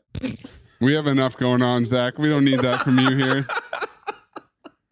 You're right. You know what? I take that one back. Rewind. Thank you. Is Jet praying to the bullet casing? That's what it looked like. Yes, he's praying to shell casing. It's sick when the beat drops when we see the titanium bullet, though. Sure. On the soundtrack. He shows up with briefcases of thowwbweds. He meets with Shiro. Finally, my most loyal stranger. That's bad writing. It's horrible writing. We meet face to face. I've been waiting a long time for this. Sengoku Exposition, Daimyo Warriors, Unite Japan. The one who finally succeeded was a man by the name of Oba Nobunaga. What? And do you know how he did it? He killed everyone who opposed him. Self-Cobra formula. He opens a horse case. In Asia, these could never be sold. In the West, it will be more than enough to finance the American expansion. I thought, how much can you get for these? It's a fucking golden thowwbwed. It's not even that big. No. Shiro gives him a briefcase with his reward. It's full of money and a file folder on top. The pics are in there. They pull guns on Jet. Shiro says, one must remove all future threats. You allowed a threat to remain by not killing the woman and child. You have disobeyed me and broken my most sacred code. Betrayal cannot be forgiven. So that story wasn't a random story that he was telling because he thought of it in the moment. No. Damn. Tells the guard to take Jet downstairs, persuade him to say where the child and wife are. He breaks the head off the thowwbwed. It's a fake. What? They couldn't tell it was filled with ball bearings? Nope.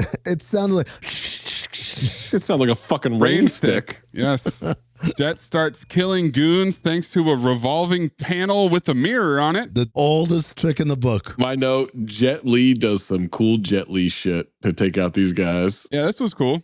This was a good fight. This is Jet Li. The dude he kills with the rim. That's a golden dumpster right there. He throws a hubcap through a mirror. Not a hubcap. That's a full-ass rim. Jet sets off a detonator. When did he plant those bombs? They've been planted. It had to have been in the case, right? It was in the case, yeah. Shiro had already walked out of his office, but he gets knocked down by the explosion. Yeah. Jet starts gunning down guards as they run into check. Shiro grabs a sword, gets up. Jet walks out, grabs a sword. It's go time. About to be a what? Sword fight? One of the horsemen is this cake. Because every time a sword touches anything, it slices through it. Oh, for sure. After all these years, why do you do this? That's bad writing, man. You know what else is bad writing? You ordered the hit. I ordered many hits. This one was different. What hit? What are you talking about? Flashback to him killing Tom's family. Oh, Tom? Oh, that hit? Why does Rogue care about that? He had to kill a child and a wife. Well, now why is that stopping him? It's a good point. It didn't stop you in the past. Feels guilt. Then we have this flashback. Wait a second. Film noir. But his voice Nah, he's lying. It can't be right. So then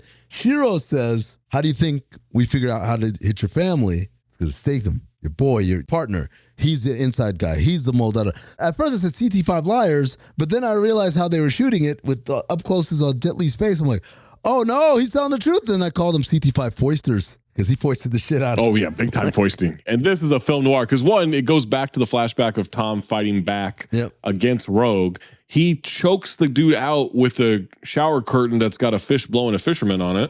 Same note too. Assassin Rogue never made it out alive. We see the Phantom of the Opera mask off on the ground, then a shotgun to the face. Changing your face, your voice, all so you could get to me. Pain can be a weapon if you so choose. He's still doing the voice. I guess he doesn't break character until they cut the DVD commentary. Hero, call Statham Cruford. I'm the bad one. Yes, you are. Because I pulled up Google Translate. Maze, we don't need you doing this. We got enough going on. Put in the word dressing in Google Translate. I don't care. It comes out and it says dressing.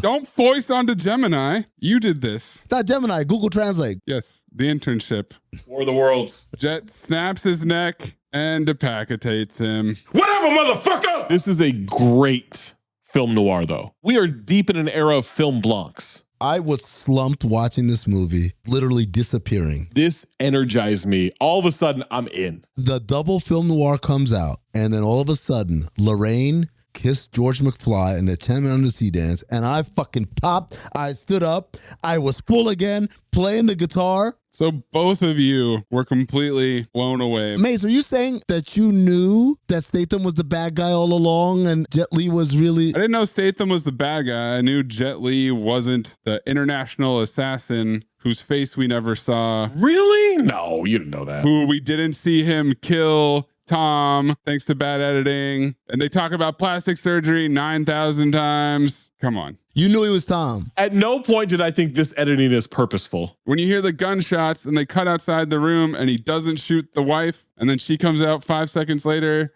you weren't like, huh, it's weird how they really made it seem like he shot, but obviously she's alive. No, I thought, oh, this dude feels guilty. He doesn't want to kill more kids and wives. It's not about this. I thought it was because he was plowing her.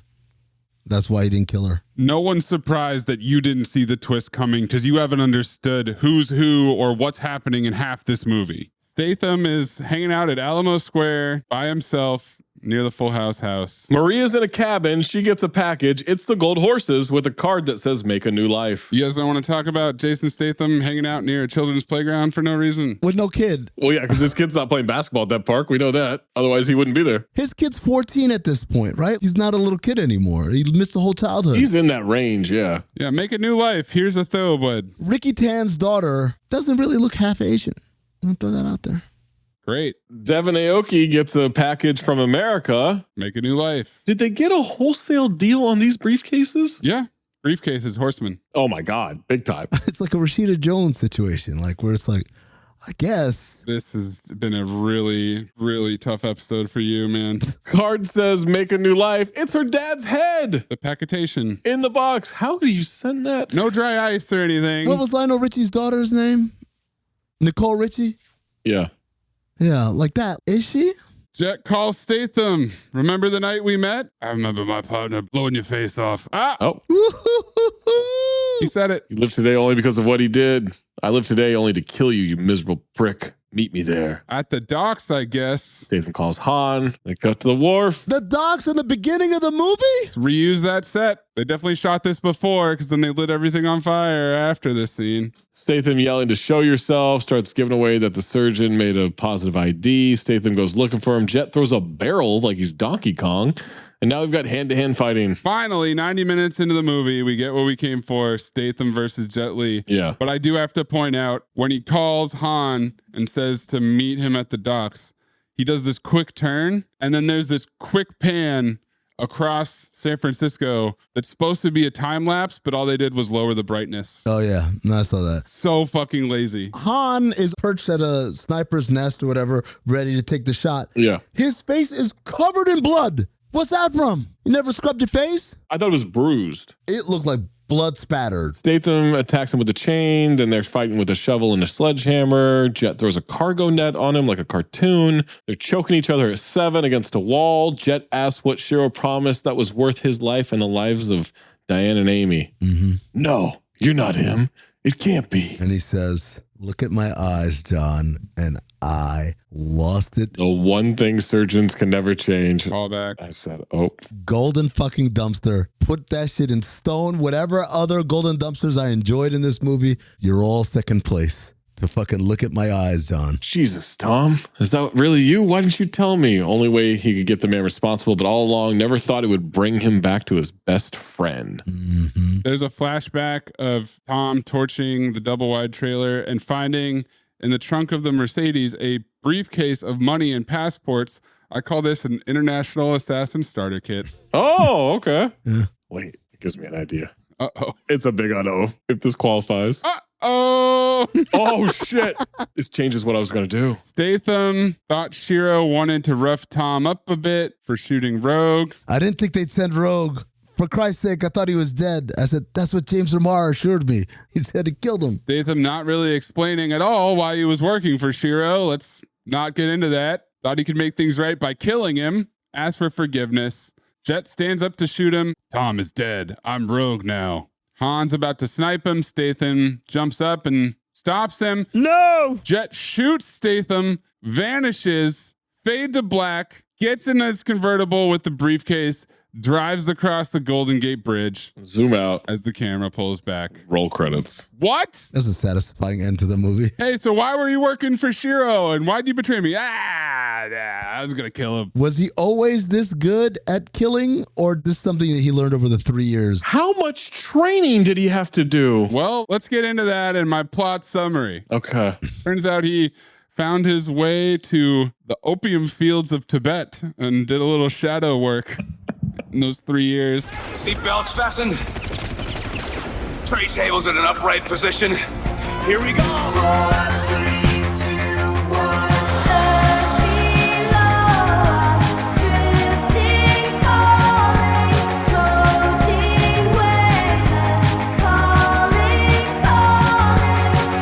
Plot lift off? My plot lift off is when, oh boy, when Shiro reveals that Statham was the inside man. So the film noir at the end of the movie. Yes. An hour and 29 minutes into the movie? That movie had me lost, man. Like, what the fuck is this shit about? You know what?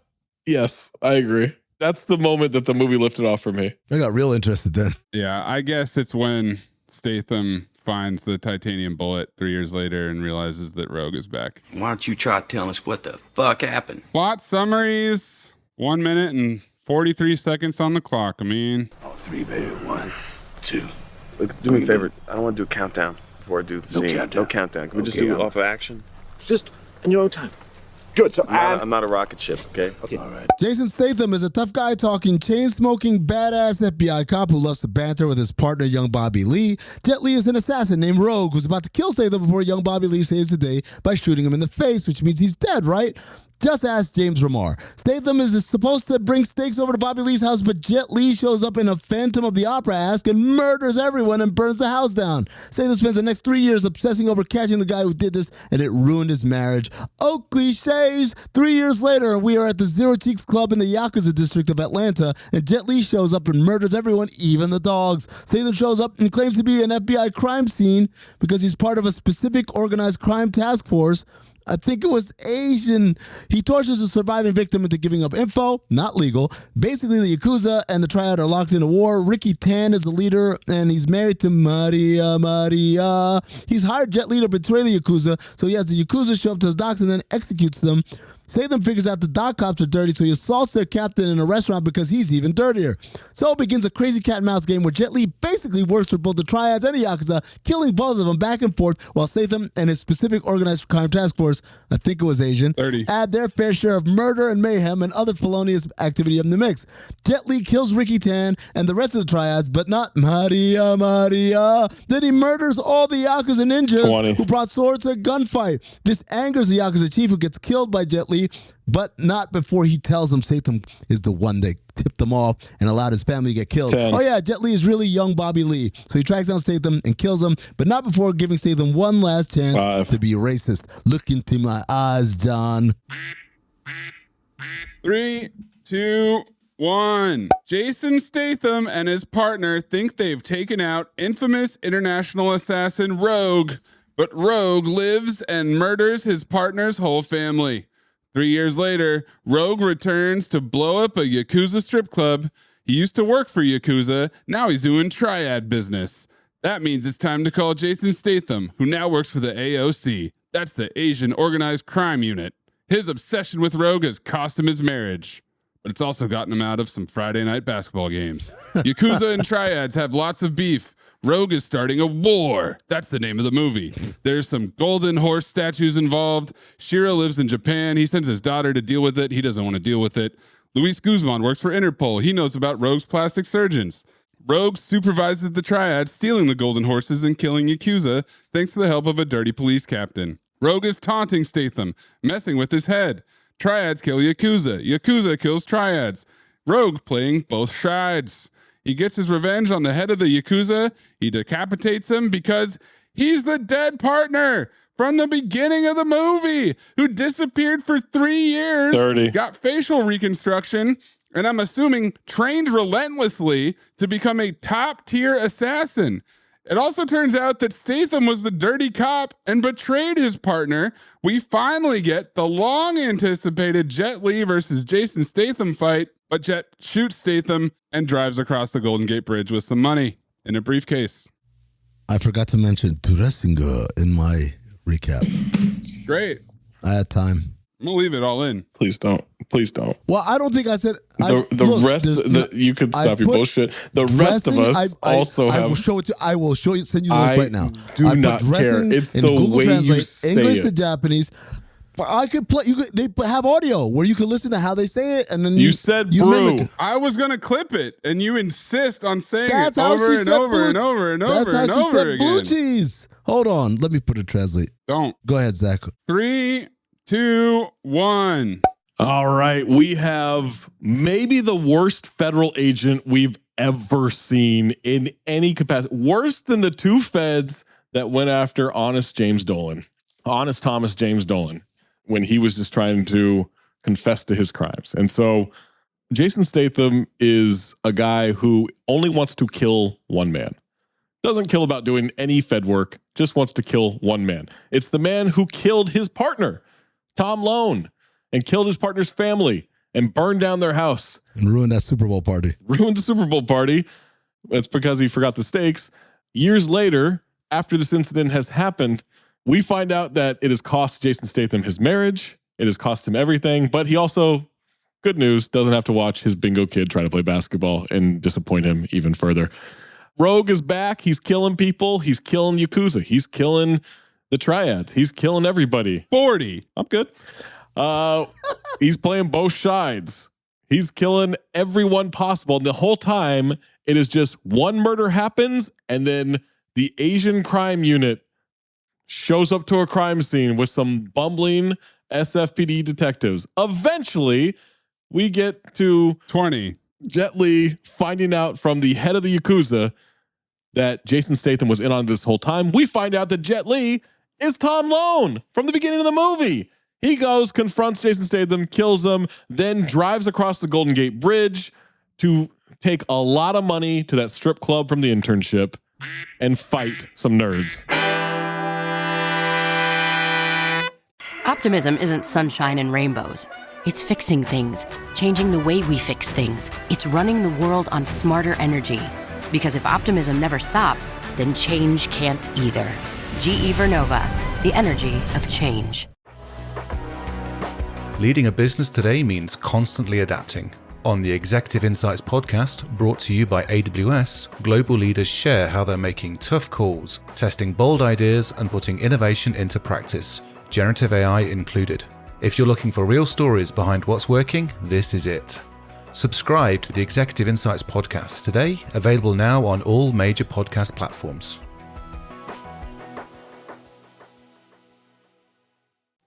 Who cares if you lose the game? You got this off your chest. I mean, it's just one night of bar trivia. One night of bar trivia is sacrosanct to us. Trivia is sacrosanct. Jet Li stated in multiple interviews that he was not happy with this film nor its production.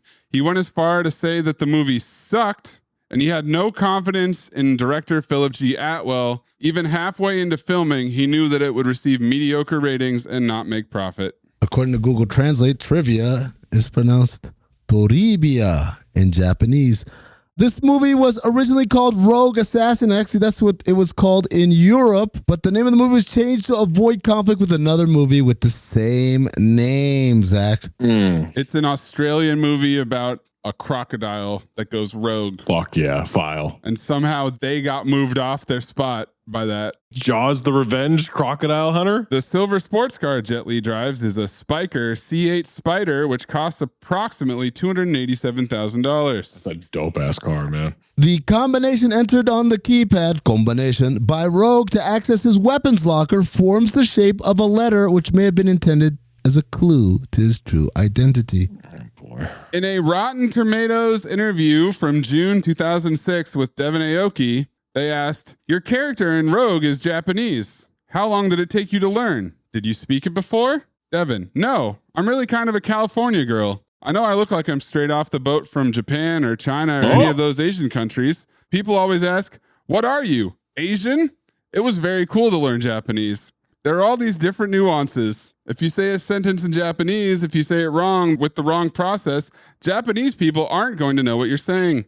They complain to me about other movies where someone has played a Japanese character and the dialogue is very difficult to understand, so I thought that I had to do it well enough so that it's clear." That's why it's important to pronounce words like dressing and blue cheese and trivia properly, Zach, because it could mean something completely different when someone who speaks Japanese listens to it. When Rogue meets with the T-Bros at the docks, Rogue speaks in Mandarin while the T-Bros speak in Cantonese. To those unfamiliar with the dialects like Mayes and Zach, Cantonese and Mandarin may sound similar. However, for those who speak either or both or just have a finely tuned ear like me, they will recognize that the sounds of spoken Cantonese and spoken Mandarin are very different. Furthermore, a Mandarin-only speaker will not understand Cantonese and vice versa. Checkmate. Checkmate what? Told you. You told us what? Of course Mandarin and Cantonese aren't the fucking same. No, they sound different to the trained ear. Of course. Yeah. Of course they sound different. They're different languages. Well, I could tell them apart and you can't, so. I don't think you can. Yes, I can. That's how I could tell them apart. I'd like you all to do an experiment on a plant, something that may benefit mankind. And if you devise something that's groundbreaking, I guarantee you a A in this course. Oh, hold on, man. You following me? You can't do that, Lionel.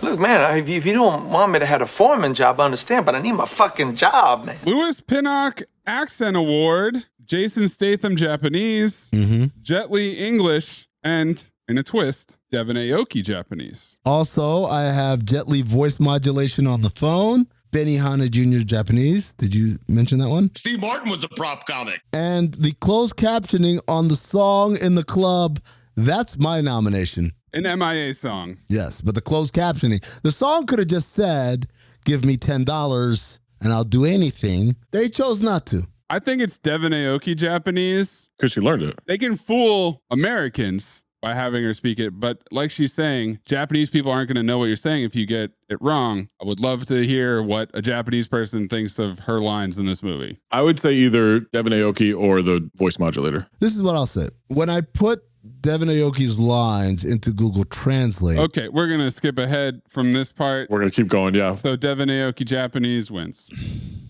Yes. You've talked about it so many fucking times. Well, You've really gone out of your way to do it. It's a Levitardian show effort of beating a joke. I don't. Absolute. It is Tardian. And I'm the problematic one. Yes, you are! Let's show them who the horsemen are, guys. Yeah, we got soul.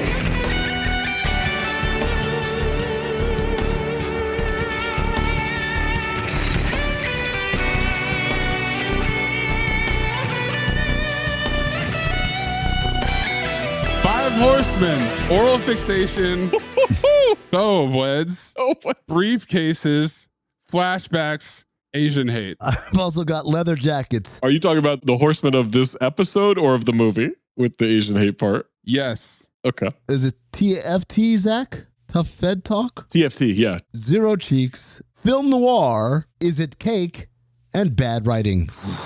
Man, this is tough. It's a horse race. Yeah, it's pretty deep field. Film noir is pretty strong, but the film noir is what made me not completely tap out of this movie. I think it's Asian hate. Yeah, let's go Asian hate. By whomst? They created the Asian Organized Crime Unit. And they made a jacket with the dragon stitched onto it. Yeah, you're right. You know what? If it had just said AOC, it'd be fine. It's the dragon. And you know what else? You know they're not getting that made in America. Oh, of course not. There were no tariffs back then. It's about tariffs. It's about tariffs, man. Breathe in through nose, out the mouth. Ass on, ass off. Teddy Rex, Moosey Teddy Rex. Teddy Rex, Moosey Teddy Rex. Ass on, fuck it, ass off. Ass on, fuck it, ass off. Michael Bean Memorial Ass On Award. The kid. Devin Aoki is Kira Yanagawa. She was fine. And Johnson Fan is Disco T. She's fine because I'm comparing her to how she was in Too Fast, Too Furious. She's awful in that movie. Like distractingly awful. She's not that bad in this movie. I didn't think Disco T was bad. He's a hothead. He played a hothead well. I think the writing for him was bad. I thought Statham was pretty bad. He's bad, but I don't think ass on bad. But he's not good. What about Jawick? Squinting every time he fucking talked, man. I like him in 6 Feet Under. He's not good in this movie. Yeah, he's pretty bad. I don't think he's good. Either the kid or Jawick, I'm good with. The kid had one scene with lines. It was an annoying scene. It was super annoying. Pretty classic bingo kid scene in these movies. I'm going to go Jawick. Matthew St. Patrick is Jawick. I like how it started as Jamal Wick and then it became Jawick. Jawick, yeah. During the episode. Jamal was just too syllabic, right? Too much. Check this out. $1,100 is exactly what I charge for acting classes. No, it isn't. Yeah. Well, what are the chits? Universe? You've done it again. Carl Weathers Memorial Ass Off Award. Shit, man. Statham was okay in some scenes. Definitely not Jet Li. Luis Guzman was great, but he was borderline Delroy Lindo. John Lone's great as Chang. Yep. Ricky Tan was great. Shiro's great. Shiro's good. I put Luis Guzman and Ricky Tan at the top. Then Shiro, the next level. Tom Lone? He doesn't know who that is. Young Bobby Lee. He was ass off when his family got murdered. I'm going John Lone. Put Ricky Tan in there. You're good at keeping secrets? Absolutely. Because I've got a present for you. Secret present outside by the dumpster. Is it a baseball mitt? Fit you like a baseball mitt, like a glove. I hope. Golden Dumpster nominees. AOC Dragon Patch. Making Disco T gag on a katana sheath. Rim thrown through a mirror to kill a guy. That's dope. And my pick, montage of Jason Statham assaulting random Asians all over town and holding up a photo of Jet Li. Some other ones. Jet Li killing the dog by snapping the neck and hearing a whimper. Putting a bomb on the dog collar. Sliding down the pole like Phantom, or like Simon Says, while Statham shoots a window and crashes through it like Seagal. The Yakuza dude picking up the burning 2x4 and smacking the shit out of the Triad like he's Shohei Ohtani. Oh. Wow, I picked someone who hits a lot of home runs. Oh man, I didn't know your mom was working tonight. And my choice, cement it, lock it in, put it in stone. Look at my eyes, John. I'm going to go. Gotta go with Shohei, man. That shit was crushed it. It's part of the bad writing, the chase squad. Who never shows up, by the way. Well, they're chasing. Oh, I guess they didn't catch up yet. No. Well, Amin, you picked a motherfucker. Motherfucker. I like that. Bober File. Never seen this movie before, and it started that whole scene where they're on the dock bantering, and then they go out there and shoot around. I'm like, oh shit, this is gonna be a fun Otso actioner. Then we got into the meat of the movie, and it was a lot of this war between the Yakuza and the Triads. Jet Li's on one side, Jet Li's on the other side. He's bouncing back and forth. Statham is committing crimes, massive amounts of crime. None of it made sense. I was bored. I had to watch it in 2 different viewings to get through the movie, all but type PHOB. And as my finger crept towards the E, man, they hit me with the 1-2 to the best film noirs in the history of Cinephobe. Boom, Jet Li's actually Tom Lone. Boom, it was Statham who sold him out. And just like that, I compared it to Planet of the Apes, where it was a phobe the whole way, and then one scene flips and saves the day. Planet of the Apes had better timing. They saved their buzzer-beating film noir literally with zeros on the clock. And it feels a lot more satisfying when you see nothing on the clock. Mm-hmm. But this was a better film noir than Planet of the Apes. It's a file. This was 100% a phobe because you have Jet Li not doing fight scenes the whole time. But that film noir flipped me completely. As Amin mentioned, it's a great double whammy film noir. It's not just enough that, oh, okay, he's Tom Lone. Apparently, Mayes knew that since the movie started. He knew that the whole time. That's fine. But to find out, you go from thinking Statham is just an unhinged hero to an unhinged villain. Mm-hmm. He's been a villain this whole time. All the writing's been on the wall with the way he does his quote-unquote job. It all ties together at that point. And if you told me anywhere before that film noir that I was going to file this movie, no chance, yeah, I would have declared war on you. But no, it's barely a file. It's a file with snacks. Nice. Yeah, the film noir that it was Tom Lone the whole time did not surprise me, with all the hiding his face and not showing them dying in the opening scene, and then all the talk about plastic surgery, blah, blah, blah. The film noir of Statham is dirty makes no sense. And when it comes down to him explaining it at the end, he says, I didn't think they'd kill you. And I thought I'd just kill the head of the Yakuza and it'd be fine and I'd make up for it. Doesn't explain shit. This movie has horrible editing. It has horrible writing. It's got horrible acting. It's got a bad story. It turned San Francisco into two districts, the Yakuza district, the Triad district, with Atlanta in between. It showed Chinatown. All it said was Chinatown. It didn't say whether it was Triad or Yakuza. We don't know which district that was in. Was Juju there? He sure was. He was everywhere there. He was at dinner at 4:30. No, he's still selling electric scooters in last week's movie. This is an easy phobe. They didn't let Jet Li fight most of the movie. What? If you're making this movie, you need to give me at least 3 Jet Li versus Jason Statham showdowns. You could send us your phobe or file. 5 Horsemen, Golden Dumpster, Ass On, Ass Off, Louis Pinnock, Plot Liftoff. And whether this is as good a film noir as The Usual Suspects, at Talk Hoops, at Darth Amin, at Corn Puzzle, at Cinephobe Pod, at Count the Dings, or drop in that Discord by being a Patreon member, patreon.com/countthedings. Next time we make love, you introduce me to Jade.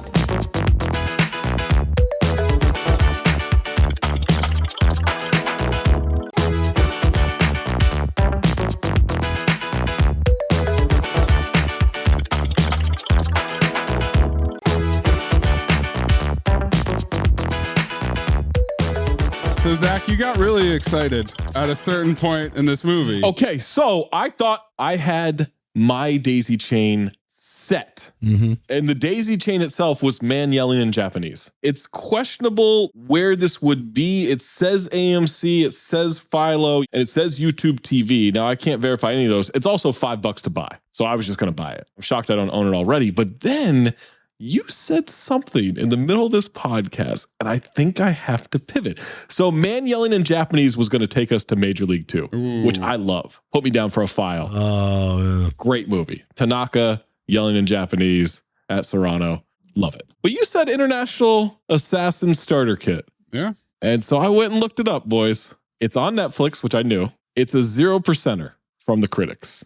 Is it Stallone? It's not Stallone. It was his movie, but Stallone was in it. Oh. He was in it fatly. No. The True Memoirs of an International Assassin starring Kevin James. No. 0%. It's on Netflix. That's not, come on, man. Look, had you not said it. This is a terrorist pick. No. What are you talking about? It's got one of the bad guys from Taken 3. It's got one of the Russian henchmen. Zach, we don't have to do this, man. Oh, my God. We don't have to do this. He looks so big. Oh. God damn it. I have no choice. Memoirs of a Cinephobe Terrorist by Zach Harper. You had to look up if it qualified? This guy's in the cast, and this was his photo, and now I'm thinking that this is what certain listeners think I look like. I saw that hat from a mile away, and I said, whoa. Now I have to pick it. That is a loud accessory, my friend. Hey, man, no rentals. This is guaranteed. You got Netflix. You got True Memoirs of an International Assassin. I thought you could do Assassin's Creed. Oh, that would have been good. I fucking hate you. You had Assassins with Stallone. That qualifies too. We've already done that movie. It sounds like you want me to pick Ghost of Girlfriend's Past. What? I'd rather do that again. What the fuck just happened? CT5 cover.